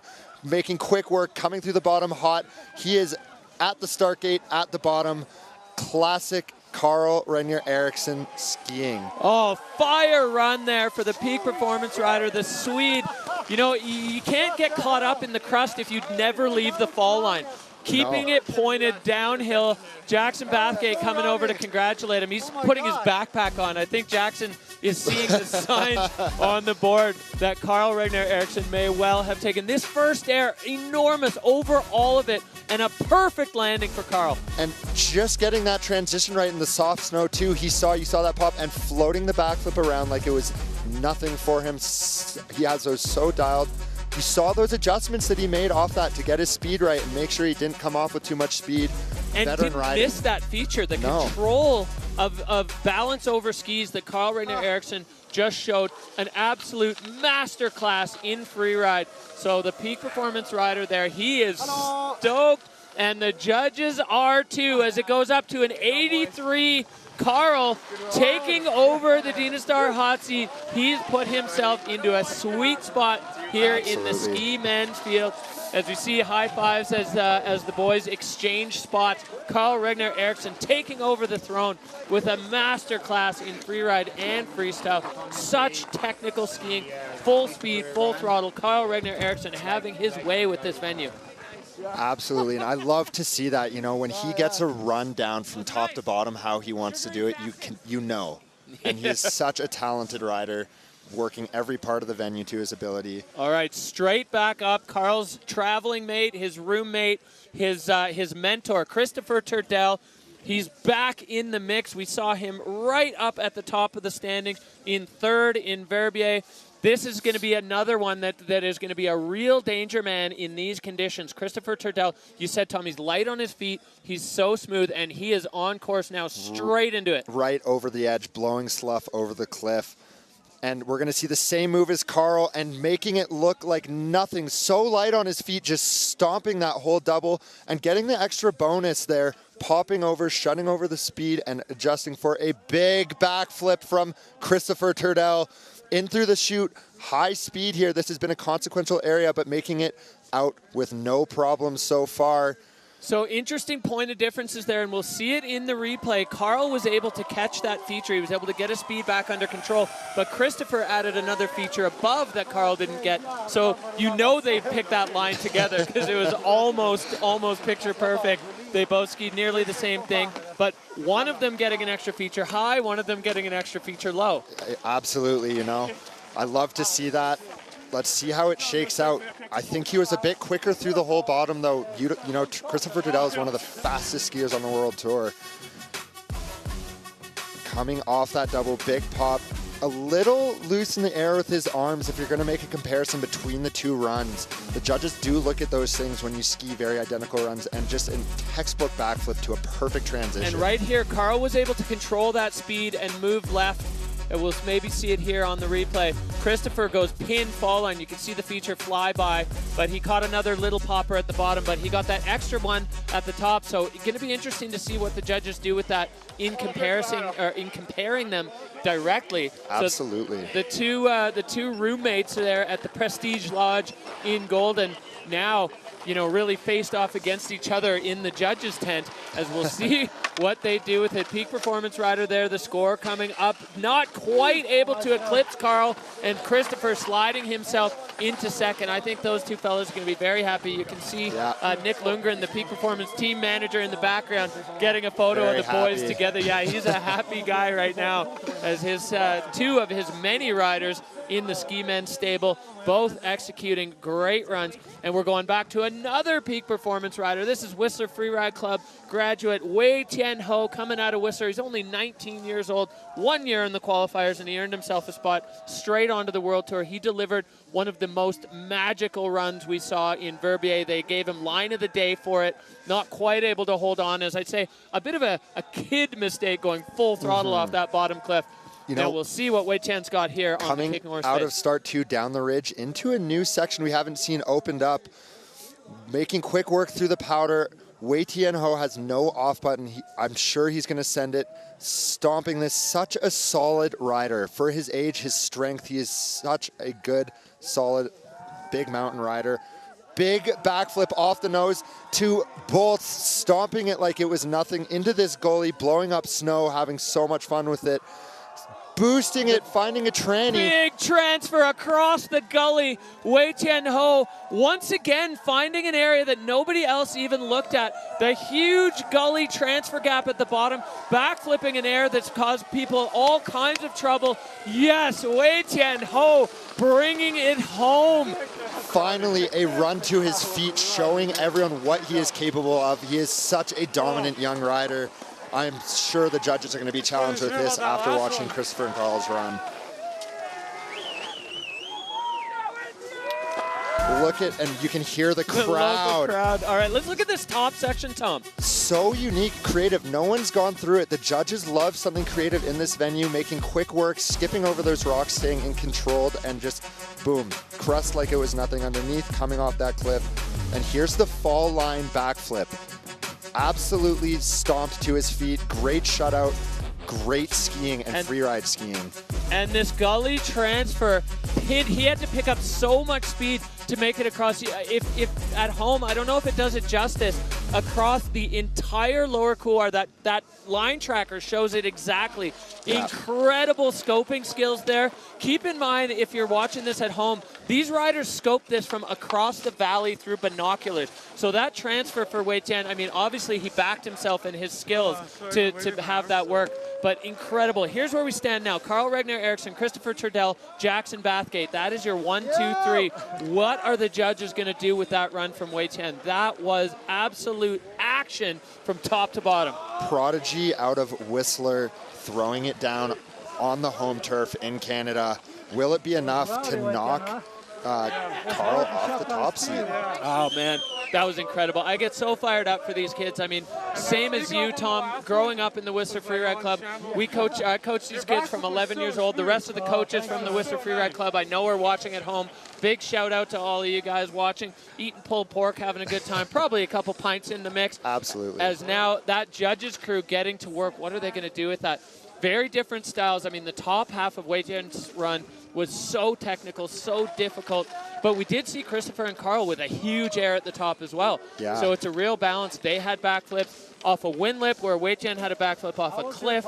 There's a lot of similarities, but a lot of differences as well. And all of those points are going to come into the judges' consideration. Yeah, and I think that creative top section is going to be the thing that separates it, if anything, because we saw from Tim Schroeder with the backflip, with that section off the far right, they loved seeing the new line being skied here. It's a small venue. Let's see. Here we go. The score coming in for Wei Tian Ho, 82.67. So he slots right between the two Swedes with us into second right now. A big hug there. So for the peak performance rider, he's going to be stoked, and so is the peak team manager. Yeah. He's got boys sitting 1, 2, 3 at the moment. Incredible show already for ski men, and we are barely into it as we are straight back up to the top. Martin Bender, the young Swiss rider, he wants to give a huge shout out. I want to give a huge shout out to Les Gorilles back in Verbier. That's his young crew, all the Verbier free riders behind this guy, and we lost the other kid from this crew. Simon Perdon, unfortunately, with the broken scaphoid, is unable to join us here in Kicking Horse. So Martin Bender, the 2022 Junior Freeride World Champion. You can't swing a stick without hitting a Junior World Champ on the tour these days, and Martin Bender is getting things started. Out of start to be over this cliff, lining up the double, stomping it so strong from Martin Bender, coming into this wind lip, and a huge cork 7 and just under rotating it, unfortunately. It's such a gamble with those 2 rotation tricks in freeride because the math is so good for a 360, but the 720, a cork 7, is so much more rotation. They have to be so sure of their speed and distance. He is such a talented rider. Unfortunately, hard to see him go down. Tree in a ski. I'm happy he avoided the tree. Yeah. That's a scary one, if I do say so myself, near the trees. Absolutely, yeah. The tree just grabbing Bender's ski there. So it's going to be a bit of a project. Might need a lumberjack to dig that thing out of there. But Martin Bender, uncharacteristic to see him unsuccessful on a cork 7. He's got those on lock, but that's a tricky spot to do it. And he just under-rotated, though. He was so close, and again, it's a game of small margins out on the mountain right now. So glad to see he's up okay, getting his ski out of that tree. Give it back. No, it's really wedged in there. Yeah, wow. Martin Bender having a fight here with the local Flora. So you can see the crowd just electric, firing down here for ski men. It's the last category of the day. We saw snowboard women blowing up. We saw snowboard men put on a show. The ski women absolutely electric. As we look back here, Tom, the start of his run was so strong. And he took the bigger part of that double, too. The judges recognized that. A bigger cliff off the second, lining it up. And there's the cork 7. And he actually took it to his feet, but I think the crust brought him down onto his side, so he did bring it around. He didn't under-rotate. It's hard to see behind that wall of snow and tree there, but... And he just got bounced in the absolute most unfortunate direction. A wall of trees there waiting to receive him. You know, if that was a clean slope underneath, he might have been able, just with his ninja reflexes, been able to pull himself out of that. But a wall of trees is a tough barricade to overcome. And just having fun with it down this gully, blowing up some snow, making it down in one piece. Looks like he's all good. Get some fresh powder skiing in if you can. Martin Bender showcasing, pushing the sport. Double rotation tricks are starting to infiltrate their way in with this younger generation. We saw Max Palm open it up last year with the double backflip. Yeah, we've seen Maxime Chablot with the Cork 7. We've seen Marcus Gogan with the Cork 7s. They're out there. And these guys, as we said about Martin, they've got him on lock. So it's no surprise to see them unleashing them here on the Freeride World Tour. So that's going to be a no score for the young Verbier rider, but definitely doing Les Gorilles proud with that performance. There is, you know, all of these athletes, there's no half-assing it in these runs. They know everybody else.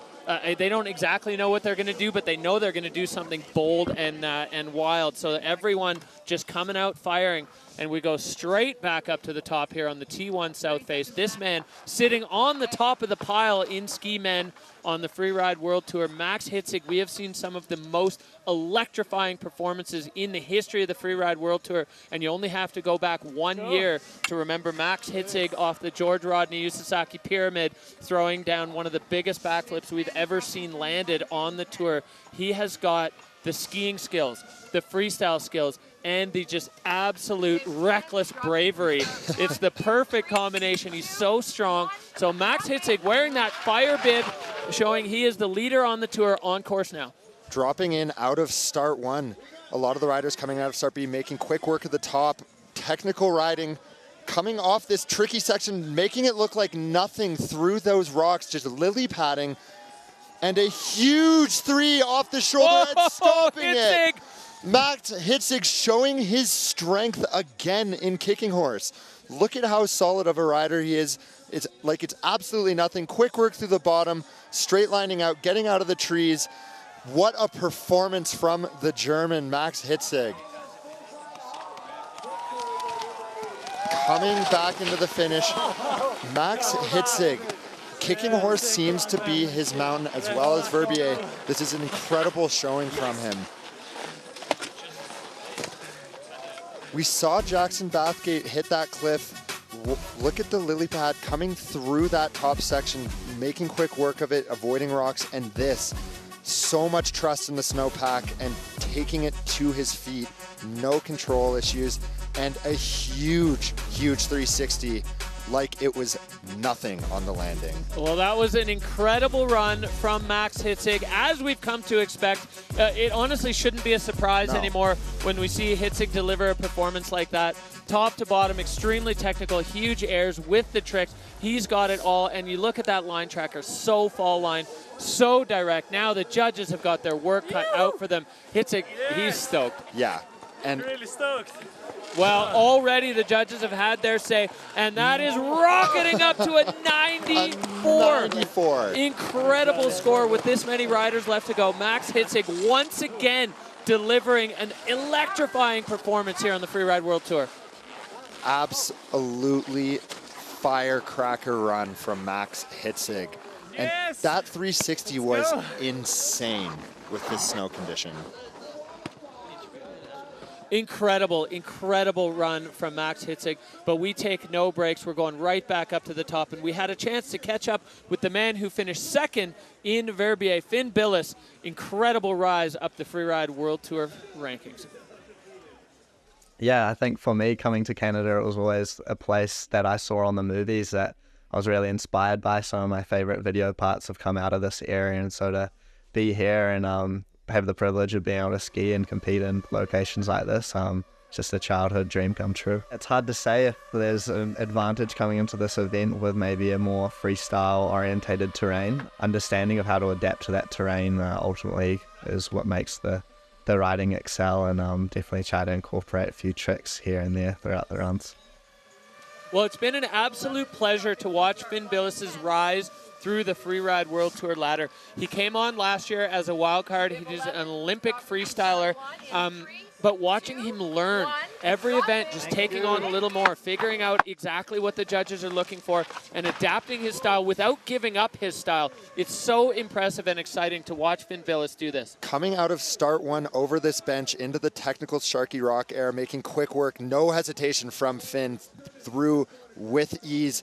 Coming into this bottom cliff band where we've seen some riders get taken down, and a huge three, unfortunately getting taken down to his hip on that hard landing. That cliff has been taking riders down all day. Still having fun with it, blowing up the snow. You can salvage a run. We have to be mindful of that. And Finn taking the same channel gap as Wei Tian like it was nothing. You know that he still has a smile on his face in the classic Kiwi fashion.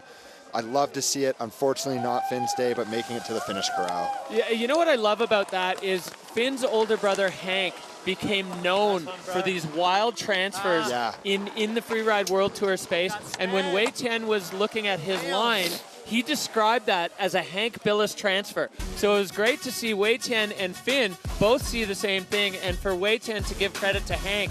So, you know, unfortunately for Finn, lining up this 360 just didn't quite get it together.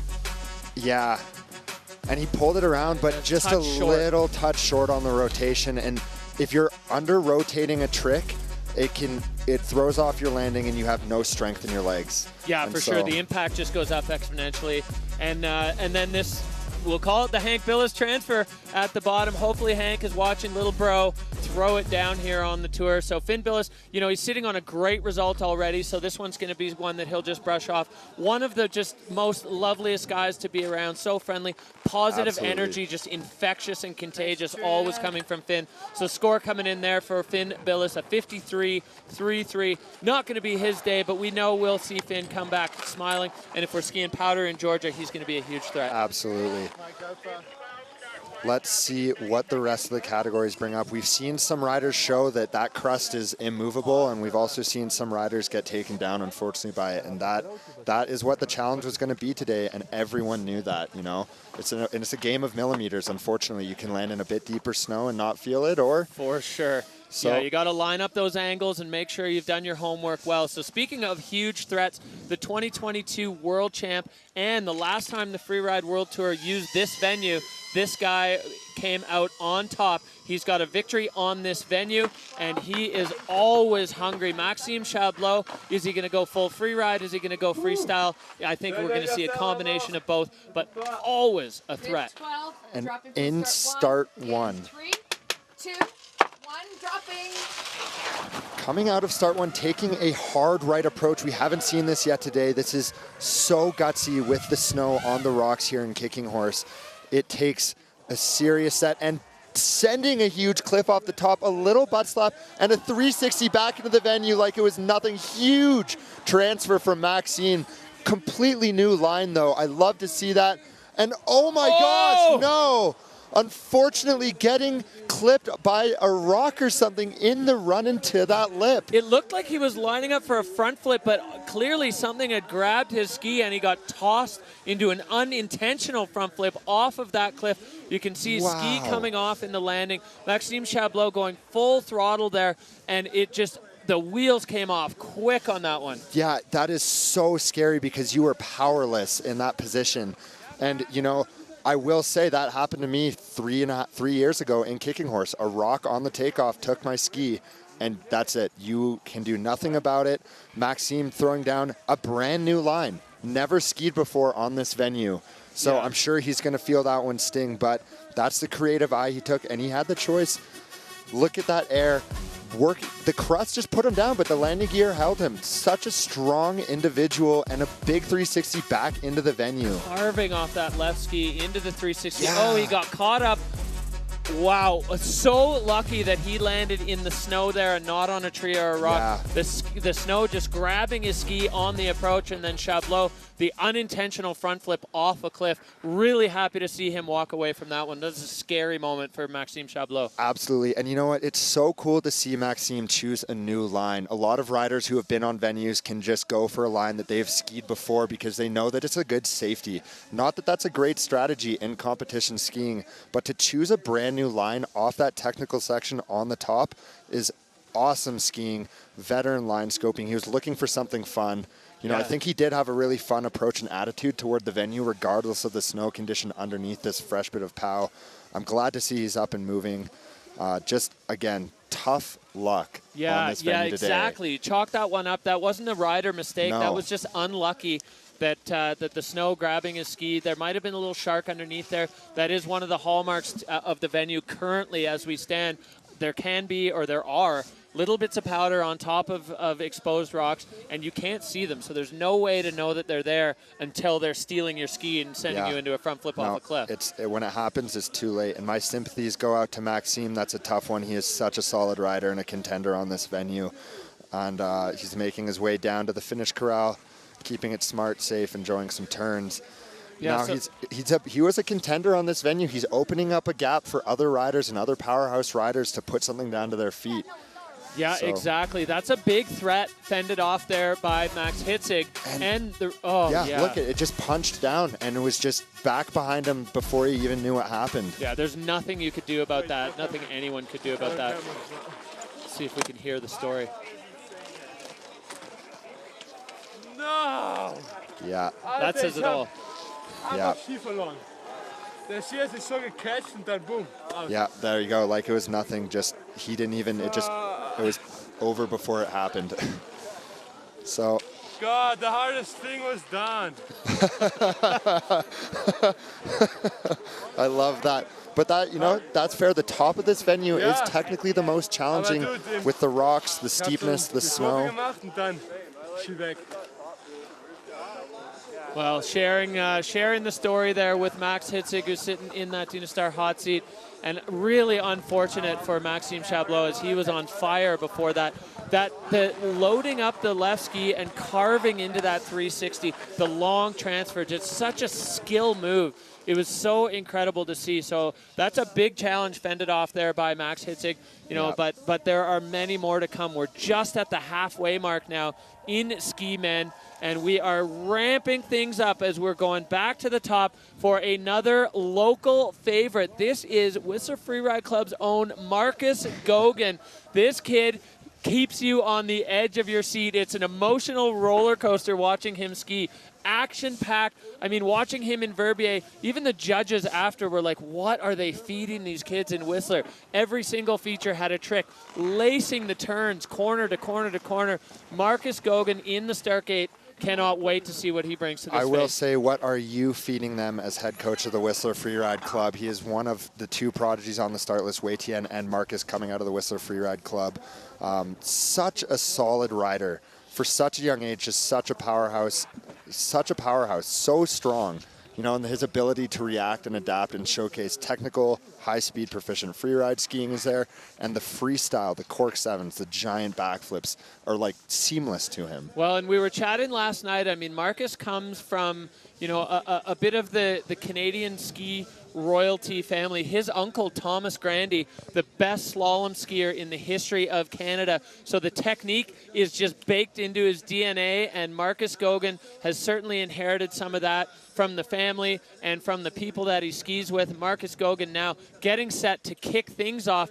Last year, in Kicking Horse, he delivered an electric performance. We know he's comfortable now. He's on his own time zone. You know, he's got his friends and family around him, and he is fired up to kick things off. Him and Stam, Ray were scoping lines together, so hopefully we're going to see a more successful outcome if he goes over to the same zone that Stan went to. And you know, again, you have to roll those dice as a free rider. If you're confident in your ability, you stick with it, even if someone else got taken down in that same zone, because the line that you choose and speaks to you is the line that's going to ski well. Marcus coming out of start 2 down the ridge. Let's see what he has lined up. Again, into a new creative section.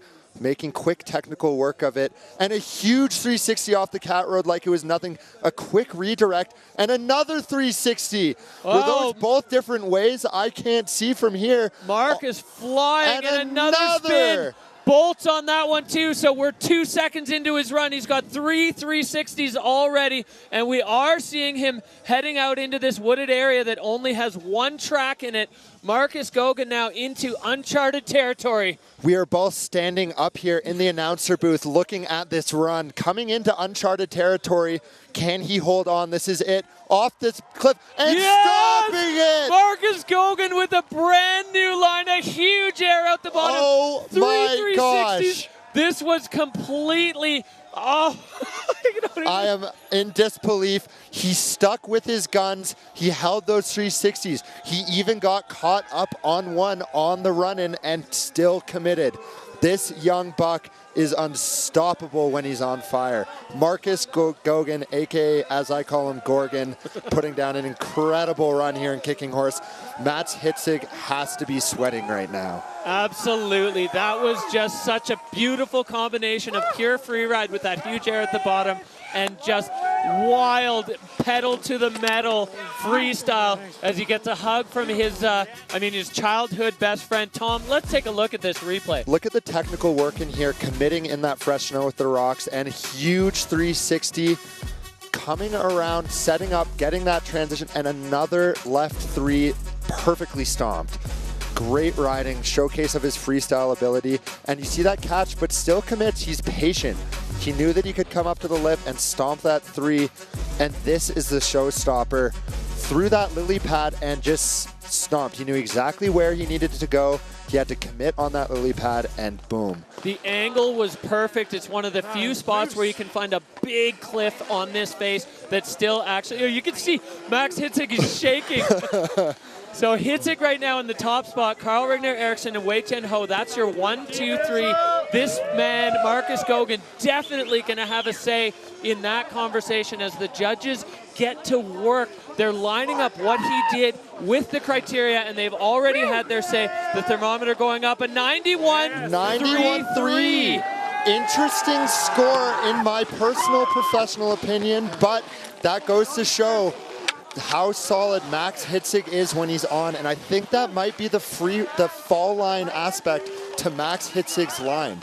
That was the big difference. Marcus did work a little out far right, and so it's interesting to see, but these are the nuances in the judging. So yeah, so Marcus Gogan now sitting in second spot, coming close, but not quite eclipsing Hitzig for that top spot with the score coming in. So shaking things up, a couple riders who were way down the bottom of the pile now moving significantly up. We go right back up to the top for the Utah native, Dylan Flinders. This man, he's a professional skier. He's a professional downhill mountain bike racer coming out of Salt Lake. An unbelievable skier, another deep bag of tricks. Flinders honing his skills on the slopes of Snowbird, and always exciting to watch. I can't wait to see what Dylan unleashes on this T1 South face. And Dylan, dropping out of start 2, I know he is such a strong rider. Strength is something that he possesses as a downhill mountain bike professional and professional freeride skier.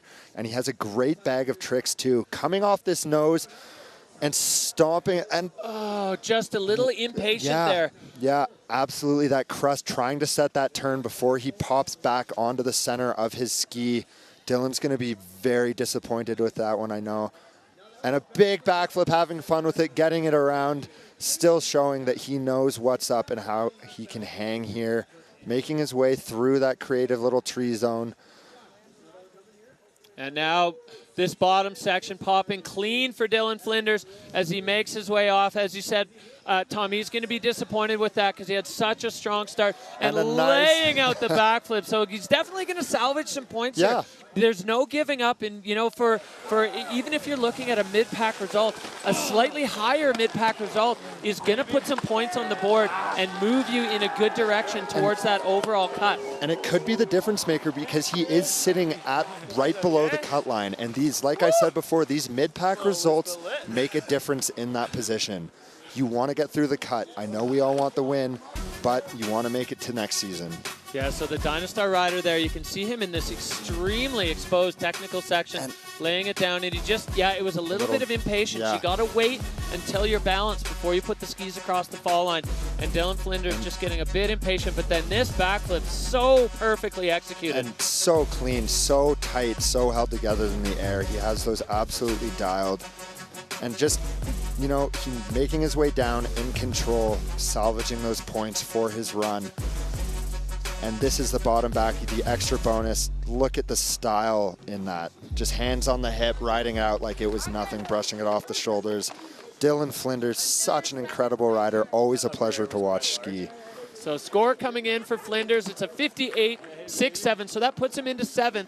Again, a salvage result potentially, you know, if he can get himself somewhere in the top 10, you know, put some points on the board and give himself an opportunity to move himself on the good side of the cut. And of course, we're not at the cut yet. We still have a whole event to go in Georgia after the Kicking Horse Golden BC Pro. So Dylan Flinders wrapping up his day.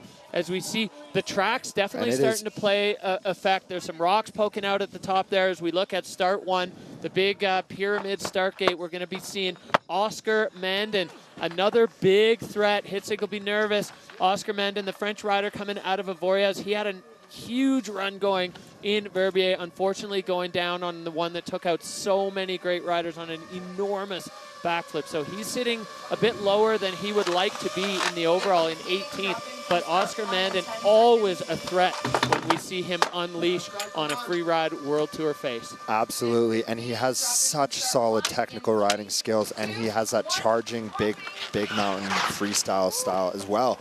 So I'm curious to see what Oscar's going to cook up today. Coming off that early entrance over this cliff, stomping it over exposure, holding on, and boosting off this second man, bolting it. Oscar Mandon, such a strong rider, coming into this Max Hitzig's 360, and a giant backflip, and holding on. Oh my God, Oscar Mandon. Well, Oscar with 3 huge airs at the top of the face with an enormous backflip, and now showcasing his skill as he makes his way down this maze. It's been chopped up, catching the nose of that one, and now just putting it into the fall line to escape those trees that have taken down so many riders. Oscar Mandon over this bottom roll, and he's going to pin it through the finish line, top to bottom. Absolutely flawless run there from Oscar Mandon. What an electric run. So technical off that early right hook in air into the top, and off that cliff Jackson Bathgate hit into the backflip. You know, it's that high energy, high pace skiing that the judges just love. Watch the replay here. Early entrance and going over all the rocks and just holding on. You have to be so dialed and tight in there because that second cliff comes up and he just finds the perfect angle. And this backflip here. Sets it hard, floats it down. Yeah, that was just incredible. We've seen only a couple riders even want a piece of that, and Oscar taking it perfectly, and on that one just absorbing with the feet because he knew he needed to make a couple direction changes after, and then that was just flawless for the Avoriaz rider. And if I may, Tous les copains, je vous aime fort.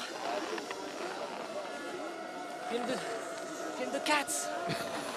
Oscar always with the cat stickers. I love it. Look at the FWT drawing, the Canadian, the Swiss, and the Georgia flag there. Super hard to ski. But if I may, if we look at that backflip again, which I'm sure we'll get a replay, he went huge, and his bomb hole looked like deep snow. That's good, smart scoping and looking at the terrain and the nuances in the terrain. Yeah, finding a wind drift to land in. The score going way up, 92.67 for Oscar Mandon, sliding into first, pushing Marcus Goguen down into third. Another one not troubling Max Hitzig in that top spot, but a huge one for Oscar Mandon, and another man who was below the cut coming into this, who has put his stamp on this. So here we go, your top 5. Wei Chen Ho, Carl Regner Eriksson, Marcus Goguen, Oscar Mandon, and Max Hitzig now sitting on the, still sitting on the top of the pile with the 94-point run. And the top 3 men are so tight, and the 4th to 6th place men are also so tight. So this is going to be a very interesting day at the end of it. Well, here we go. Speaking of interesting, this is a stick of dynamite with the fuse lit. This guy holding it down, for the Spanish fans, the Canadian fans roaring down here at the base of T1 South for Abel Moga. He studied under the umbrella of Aymar Navarro, always full speed, full throttle, and always exciting to watch. Abel on course now. Fast out of start one, coming down to this technical section. Let's see what he has lined up, avoiding all those sharks, getting over this cookie, getting a nice pop, and getting, I can't tell what happened there. He blew up so much snow. Coming around that cliff band, and let's see what he has lined up here off this lip. And a big 360 from Abel. Oh, Whoa. he caught. I wonder if that was the spot where Maxime Chablot crashed. It looked like he skied into a hole there. A and wall it just hit him. Rocked him. Abel Moga going down hard there. And Abel is going to have wanted something a bit more from that after his finish in Verbier. It's going to come down to the line for him, and he is such an explosive skier. I think he was just, you know, trying to get one down on his feet. Yeah, it looked like he was going well, and then unfortunately just skiing into some kind of pit or hole that just took him out instantly. And you can see the body language. Abel just absolutely dejected after that. That's 2 tough ones in a row, 2 no scores so far in the 2024 World Tour season. So Abel Moga, a real unfortunate outcome here at the Kicking Horse Golden BC Pro for him. And I'm curious to see what happened in that snow cloud too, because if he did go down, he knows that, and that can impact his mental game at the top of the run right there. And then all of a sudden you're in a different mindset. Working his way down to the finish line, still in one piece. Physically, I'm happy to see that after some of the crashes he has taken, because he is a true freeride sender, Abel Moga.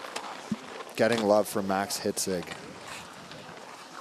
Yeah, we'll get a look here while you see the crowd just vibrant at the bottom of the face at Kicking Horse Mountain Resort.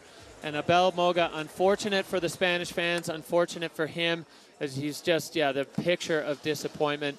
But a tough one for Abel is another rider going down on something not really, hard to chalk that up to his fault. You know, he had good trajectory on there. The 360 was well executed, well rotated, but then just getting slammed by something that he would have had no way of knowing was there. Absolutely. And, you know, in the past, if he's gone down on something big, something that, you know, it's a big line, and this is just, again, a symptom of the conditions that we have out there today. Now with a ton of tracks on the venue, it looks like a war zone at the top of that with all the rocks, the slough. It can be, you know, a rider can scope something, and then by the end of the day, it's a rock. All right, well, we are back up to the top. This is your reigning Freeride World Tour Ski Men's Champion, Valley Rayner, Scott rider, peak performance rider. I called him the sponsor's dream.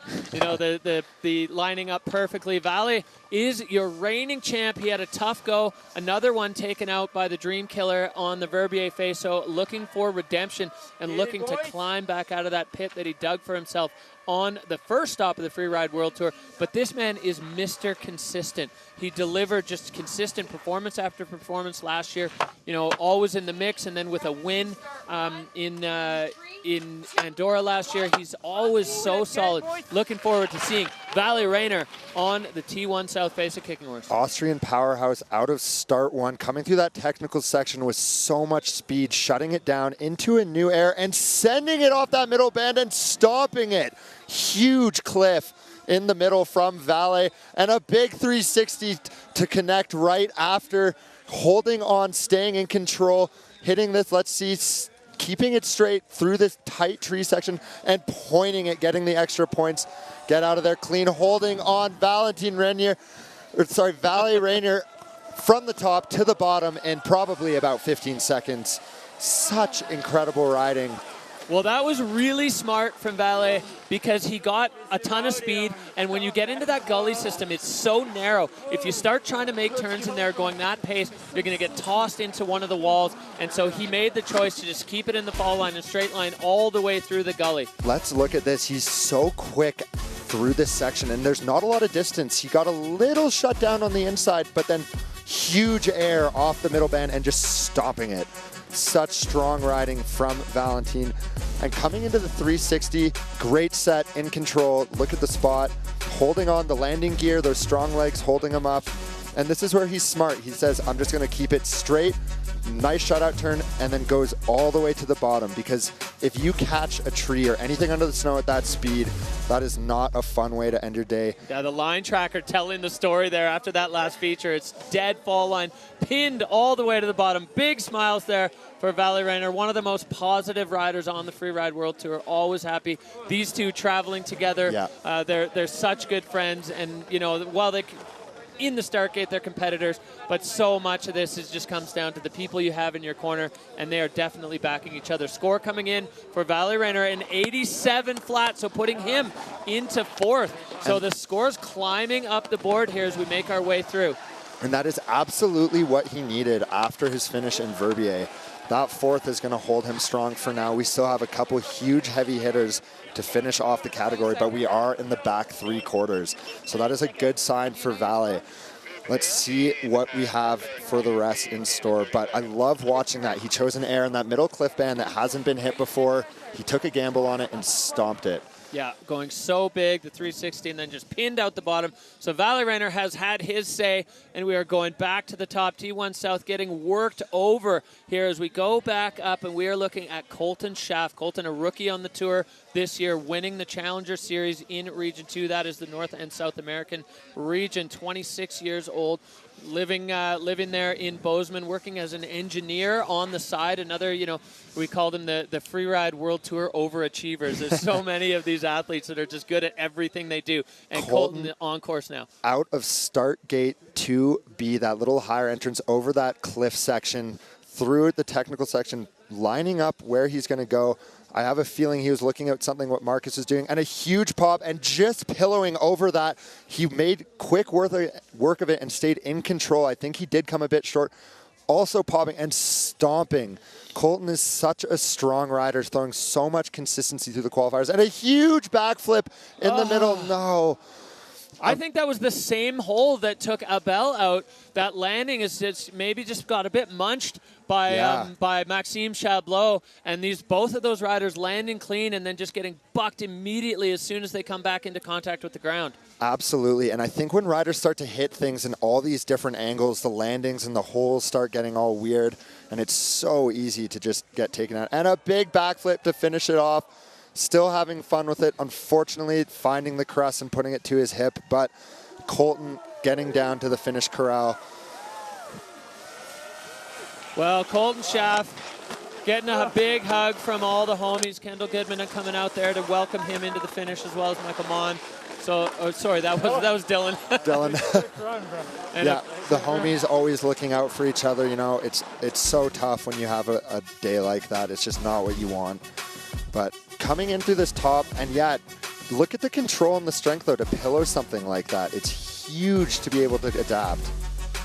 And stomping that middle cliff band, showing his strength, and look at landing it, and I think his tails got thrown up from being a bit backseat on that crest. A touch over-rotated. And a touch over-rotated. And if you over-rotate a backflip, it's so hard to come back from, especially in firm snow conditions. Well, Colton Schaff, he's got a decent result under his belt from Verbier. This one's not going to be a keeper, but we'll see him come back swinging as we see him there in the finish area, just, you know, catching his breath, going through kind of what went down. So a 28-point result, that's going to be good enough for 14th for Colton Schaff. In a field of 22, you know, again, points on the board. It's not nothing for Colton as he gives Hitzig a big fist bump and makes his way off the stage. So incredible show so far from the ski man. We're going back to the top. This young man, absolutely electric. We've seen him just deliver performances across the tour, and we got a chance to catch up with him about the level we're seeing on the Freeride World Tour.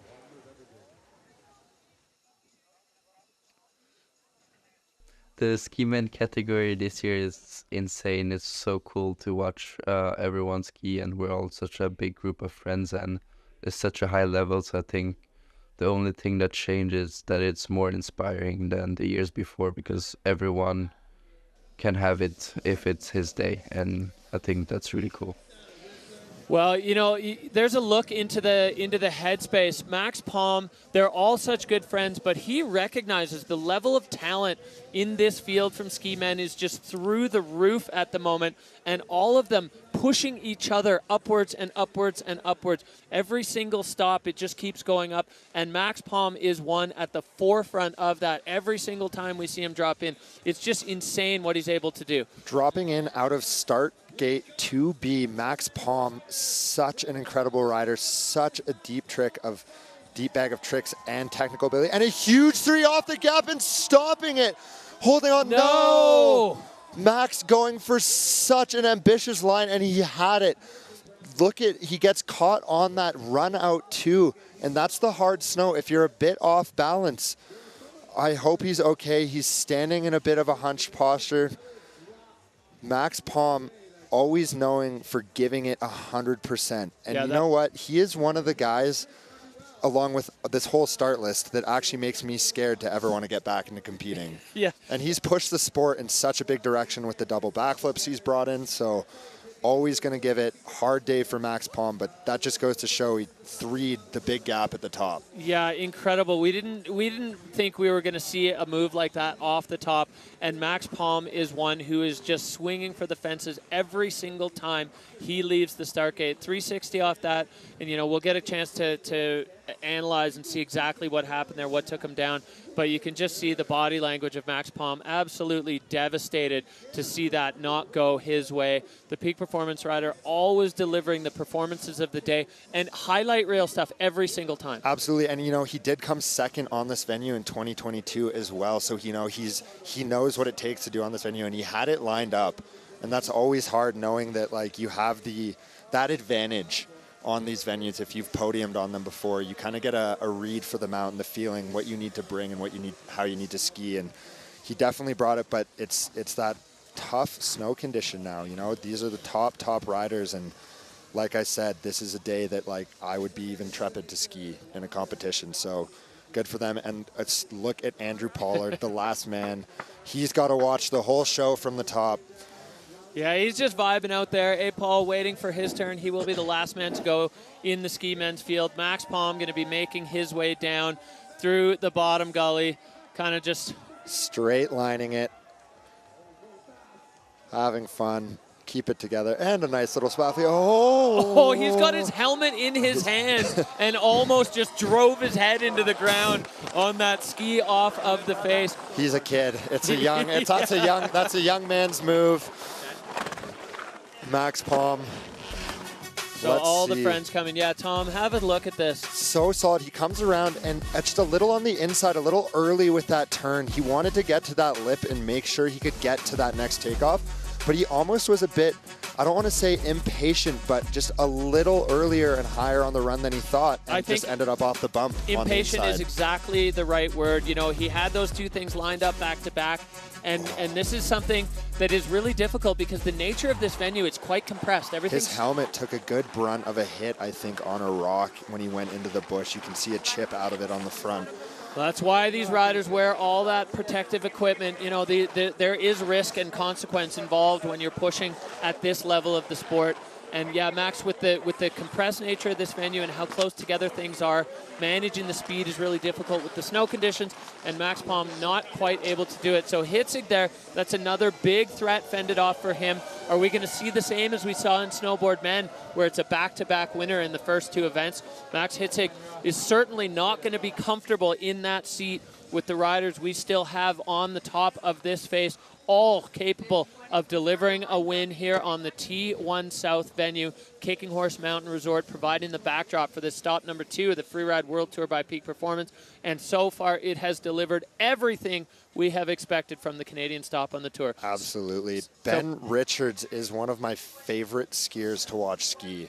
He is so stylish, he has huge tricks, so technical. It's that Kiwi nature, a lot of what you see from Craig Murray, a past Freeride World Tour legend. Yeah, and Ben, great friends with Craig, actually roommates with Craig in Squamish this winter. These guys moving over to Canada to have a go at the good snow, so it was a quick commute for Ben, and he is on course now. Out of start one into this technical shelf. Let's see what Ben is going to have lined up. And popping over the whole top like it was nothing. Opening up his arms like a bird, just flying through. Lining up for the next feature. I think this next one, they can't hit that one before. and a huge 3, just getting it around, getting a little bucked, but staying in control. And look at the footwork off that bottom hit, making it work, connecting all 3 at high speed. Incredibly mature riding from Ben Richards. Yeah, and so smooth, so technical, and so fast. That might be the fastest run we've seen from everyone. A huge hug there from countryman Finn Billis. These guys, they roll together, they have a blast together, and so exciting to see Ben Richards. He worked hard to get himself onto the tour. He was battling on the qualifier and challenger level year after year, so he had a 5th place already in Verbier, and that was an electric performance. Look at Ben. this, just pop and so controlled and stomping it like it was nothing. And that sets him up so good to shut out. And look at the 3, a little open up to correct for his rotation. That's okay when you do that. And sucking it up, absorbing that landing so he can stay in control. His feet stay together and stomping that bottom little pocket air. Quick work from Ben Richards on T1 South. Quick work, smart riding. Let's see how it places with the past runs that we've seen in the top 5 today. Well, I'll tell you, the most uncomfortable seat, maybe right now other than Max Hitzig, is in the judges' tent, as they have been put to work today with so many solid runs. You can see them, they're reviewing, they're watching replays, they're analyzing every little aspect, every minute detail to put it together, because the scores, at this stage with so many good runs that we've already seen, incredible run from Ben Richards, and he is stoked. And a big thing that I say, and growing up, is it's not what features you hit, it's how you ski in between them. And that can make all the difference in these short venues, where if you're 5 feet off of a turn, it can severely impact how you're going to ski the rest of your run and your fluidity. And Ben just showcasing such good knowledge on that venue, making such quick work. Yeah, that was really good line scoping. He knew he was going to be hauling ass, so he picked things that worked together in sequence, back to back to back to back. And the way he pulled his feet up on that final feature, there's a big lip on that, and it's pretty aggressive. So just pulling the feet up, absorbing some of the energy off the lip, and allowing himself to stay in balance. And it's exactly as you said at the start of the day, the long and lows are going to play well today, and Ben Richards putting himself exactly into the mix on that. That was brilliant skiing from Ben. Absolutely. Let's see what the judges think of this. And there's so many options on this venue, as we've seen, and keeping it fall line. Here we go, score coming in for Ben Richards into 7th with an 82. So we have so many scores in the 80s, and that was another big one. So solid result for Ben Richards with only a couple riders to go, and the judges having their say. Maybe if you do compare some of those higher ranked riders right now, they had some bigger cliffs in their run, where Ben, he went big off smaller features. So clearly the judges' criteria matters. Line score is king in this sport, and Ben Richards, but still a solid keeper in a stacked field. But as he stands 7th overall with a 5th in Verbier, he's is looking massive for the overall. Back up to the start. All right, so this young rider showed us exactly what he's made of, and I want to make a correction. Tenla Katsuno, he corrected me when we were chatting. He said, it's not Tenra. That's an English way of saying it. My name is Tenla. So it is Tenla Katsuno. This young guy, we've seen him in the mix in the juniors. He was a standout on the qualifiers and the challengers last year, and now he is in the start gate again, and in his very first Freeride World Tour competition ever, putting himself into 4th. Such strong riding from Tenla as we await anxiously his drop in here at Kicking Horse. Oh, we are getting a correction from the judges on the score here, as I've just been told in my ear. Max Hitzig waiting in the hot seat. He still has Tenla and Andrew Pollard, 2 powerhouse riders. Let's see what's being corrected here. Interesting development here as we got Ben Richards back out in front of the backdrop. So we'll see what they've decided to do. Let's see how this goes. I haven't seen a correction ever in my history as a rider on the World Tour. No, we're forging new ground here, so. Which I think is a positive thing, because correcting and reviewing things is the best way. They only have this one opportunity up here today on the hill, as the rule book says, to make these scores. They can't re-look at a replay tomorrow night and change it. It's as it stands today. So the judges being very professional, they're the best of the best. If they have to make this call, they made the right call. Let's see how it goes for Ben. If you put some beers on Ben, you could be losing some or gaining some. Interesting development here as we see the score now dropping again, an 82-83, so he's actually moved up a position. So Ben Richards now into 6th place. Interesting development there as the judges decided they wanted to review there, and you know, live judging is really hard because you have such a short time window to get it done. But whatever that was, they did it. And now here we see in the overall standings on the day, Max Hitzig, Oscar Mandon, Marcus Gogan, Valley in 4th, Carl 5th. Ben Richards just jumped above Wei Tian Ho, so that was the correction that they wanted to make. Turdell and Jackson Bathgate, Dylan Flinders rounding out the top 10 with 2 men to go. We are moving back up to the start. Tenla Katsuno, rider out of Japan. He's holding it down. You know, we haven't had a Japanese rider on tour since Yu Sasaki, who we saw last night at the Peak Performance Activation with his food truck delivering some of the most delicious food. And Tenla holding that long tradition of strong Japanese free riders. And he is on course now, ready to have his say here on the Kicking Horse Face. Tenla out of start 1 onto this traverse. We've seen so much energy and so much stuff happen on blowing up snow, having fun with it. Coming across the face into this cliff band. Let's see what Tenla lines up off the Hugo Sarlin and stomping it. A little thrown off the lip, but holding on. Coming off that next one, so in control, linking it up. Yeah, back-to-back-to-back features there for Tenla as he makes his way down. There's a bunch of stuff stacked up. He gets himself into this lower gully and now picking up a head of steam as he flies off the lower one. A little bit backseat, but clean for Tenla Katsuno as we're going to see him now coming over this final roll and into the finish with a bunch of speed. Tenla Katsuno locking in at the bottom. That's absolutely what he needed. Just put something on the feet. Same with Ben Richards. Tenla finishing 4th in Verbier, and let's see how this puts him, but it's huge. Consistency is key in this sport. Yeah, these riders all want to be on the good side of the cut line after Georgia. As Tom, we go back and look at Tenla's run. Scoping it, getting lined up, making the corrections, and stomping it. Finding some pow to shut down in as well. And right off the nose of that next one too, he knew he needed to have his speed in control for that. And then look at this, landing on a little bump, off-centered, but so strong and in control. And again, makes the corrections for that little lip off the side of the gully and holding on. Yeah. Look at how straight he is through the bottom. So much speed, holding it down. Tenla Katsuno, incredible riding. Throttle wide open for Tenla as he stands at the bottom, all smiles. One of the most infectiously enthusiastic riders on the tour. 69.33, so Tenla still in the mix, in the top 10, as you said, Tom, with a 4th already under his belt. That's going to put a bunch of points on the board toward the overall for Tenla, and it's all going to come down to the last event in Georgia to see who makes it on the uphill side of that cut. So this man has spent the whole day sitting in that hot seat, just watching rider after rider after rider come down and throw down. As we go back up to the top to the last rider of the day, this is the pride of Alta, Utah, APOL, Andrew Pollard. We've seen him deliver fireworks moments across all venues. Always a good time, just keeping the vibe mellow, riding for that Pit Viper team, sitting right now in 10th overall. APOL was well in the hunt last year for the overall when we unfortunately had the Verbier Extreme canceled. He was psyched to drop last. He wanted to see what everyone else did. He wanted to see what was working and what wasn't. So APOL getting ready to kick things off.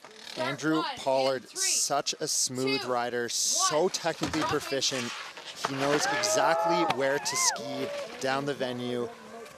Let's see how he starts right out of the gate, off the technical section from start 1, like it's nothing, correcting his speed, coming into this next cliff bend, and huge floating cliff to stopping it. No! And thrown a little off balance.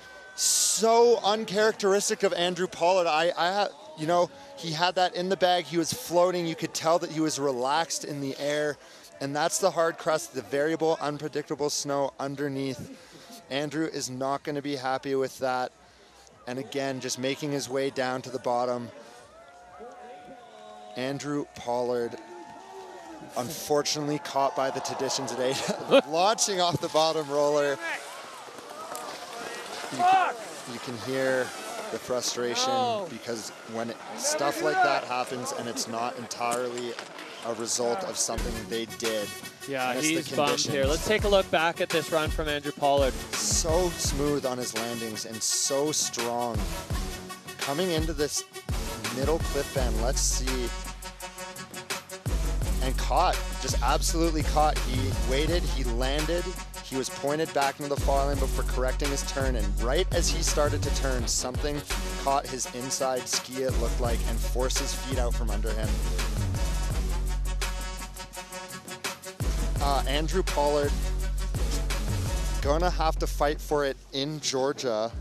Yeah, that's disappointing, and you could hear him when he came through the finish line. He said, "I never do that." So really uncharacteristic, and the body language says it all. As speaking to the folks at home, I'm sure his sister Jacqueline, who was a standout on the Freeride World Tour, will be watching Andrew throw down. He's going to be bummed, but we'll see him come back firing at the next event. The judges, we're waiting, but there's going to be obviously a huge control and fluidity dock for that one for A-Paul.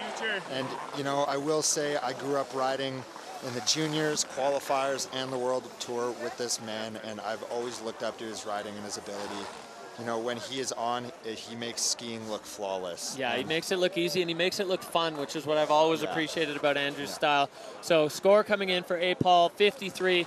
That's going to put him into 14th. He knew well before the score dropped that wasn't going to be the result he was looking for today. So we'll see A-Paul moving into the big group of riders. All right, so we're going to take a look back at exactly where we stand at the event scoreboard here after the Kicking Horse Golden BC Pro.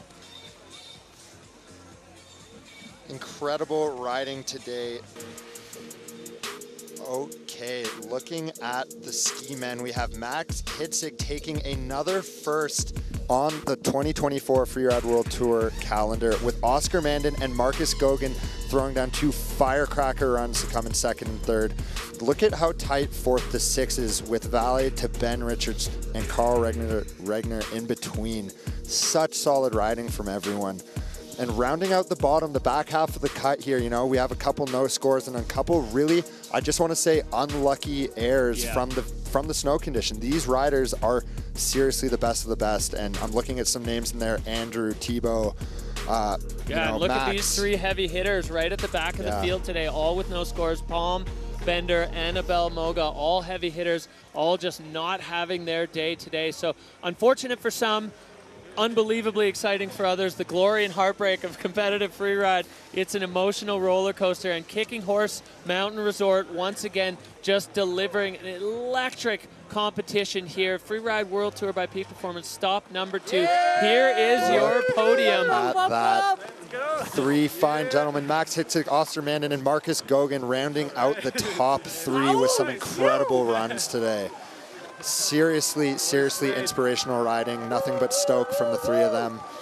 Yeah, and the kids at home probably just getting fired up, watching their heroes blowing it up here on the Freeride World Tour. This is what's happened now to the overall ranking. A big shakeup. No surprise to see Max Hitzig running away with it with 2 firsts on 20,000 points. Yeah. Turdell still right in the mix, and Ben Richards actually sliding even up a bit. Finn Billis down a little, and then we're seeing some guys that were on the bad side of the cut moving up. Marcus Goguen, Valley Rayner, Jackson Bathgate still holding on as we get into the second page, and this is where it's going to get interesting to see that line and where some of these riders are relative to it. And it's so tight from 3rd to about 9th.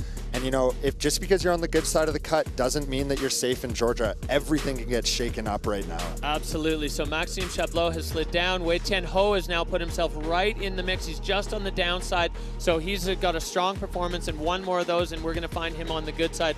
And then a whole bunch of stars and stripes there. And we see these guys now with a couple of no scores, really in deep with what they're going to need to do in Georgia. Basically, it's going to be podium. It's a win almost or nothing. Yeah, exactly. All right, we're going to go down to the finish area with your winner. Once again, Max Hitzig, a commanding performance. Tell us a little bit about what it went into choosing that line compared with the snow conditions and how you did it today, Max. I thought the conditions are not that good. I wanted to do another free or backy at the top, but I thought one trick is enough. And yeah, I'm really glad I stomped the 360 on the third cliff, and it worked out perfect, and snow was better than expected. Well, stoked to see that. Max Hitzig, an unbelievable performance. You're now sitting way up in the standings. What goes through your mind going forward now with such a commanding lead on the tour? Yeah, I can't believe that this tour started like this. I'm so excited, and yeah, I think I have not that much pressure for the next comp. I'm really looking forward to Georgia. Yeah. Never have been there, and I'm really excited to go there and compete. And given all the snow that is falling in Georgia right now, are you looking to send it or just keep it safe and stay in that top spot, Max? Yeah, we will see. If the conditions are good, I try to stay in the top spot and yeah, go all in. We will see. Well, you're an inspiration and you're an absolute monster on skis, Max. Congratulations today. Thanks, man. Well, there you have it. Your champion at Kicking Horse, Max Hitzig, wrapping up his day with another win here on the Freeride World Tour. His trophy case is starting to bulge with so many wins on the Freeride World Tour. Incredible performance from the entire ski men's category and all categories across the board delivering today. Absolutely. And you know, we did see a lot of tough luck taking out some huge names across every category, and also some just incredibly talented, incredible riding. All right, well, we're Freeride fans. This is now your chance to have a say in the results of the day. The Freeride World Tour Rider of the Day voting is open. The Rider of the Day is your opportunity to have a say who you thought was the standout rider. This is all categories included, whoever you want to vote for, whoever you thought delivered the performance of the day. Snowboard, ski, whatever you thought was the action of the day. You got the QR code there, freerideworldtour.com. You can log on and vote for the Rider of the Day. Tell us who you thought was your standout performer. Well, we have had quite a show. Tom Pfeiffer, I want to give you a huge thanks for joining us. Your insights into the in-depth factors here in the Freeride World Tour, super valuable. Have you had a good time in the booth today? I have. It was an awesome time getting to sit here and watch some world-class riding, Derek. You know, it's super inspirational. I'll be doing the Challenger Series, and maybe see you guys back next year. We'll see how it goes, but I'm shaking in my seat right now watching it. So great riding from everybody. Great day. Thanks for having me. It's really been incredible, and I'm just so impressed with all of the riders across the board. We had tricky conditions, especially the later we got. The tracks were there. There were some bumps. There were some holes. But these riders just show us why they are who they are and what they can do. It's so inspiring. Absolutely. And the quality is so high, and you see what gets put down and how the sport is being pushed in this direction from 3 years ago to now. So awesome day for everyone, including all the staff that made it go off today seamlessly. So incredible show. All right, well, on behalf of everyone at the Freeride World Tour, myself, Derek Foos, Tom Pfeiffer, to all of you, thank you for tuning in and joining us here at the Kicking Horse Golden BC Pro, and we are going to see you very shortly coming up at the Georgia Pro. The first time we've been there. We'll see you in Georgia.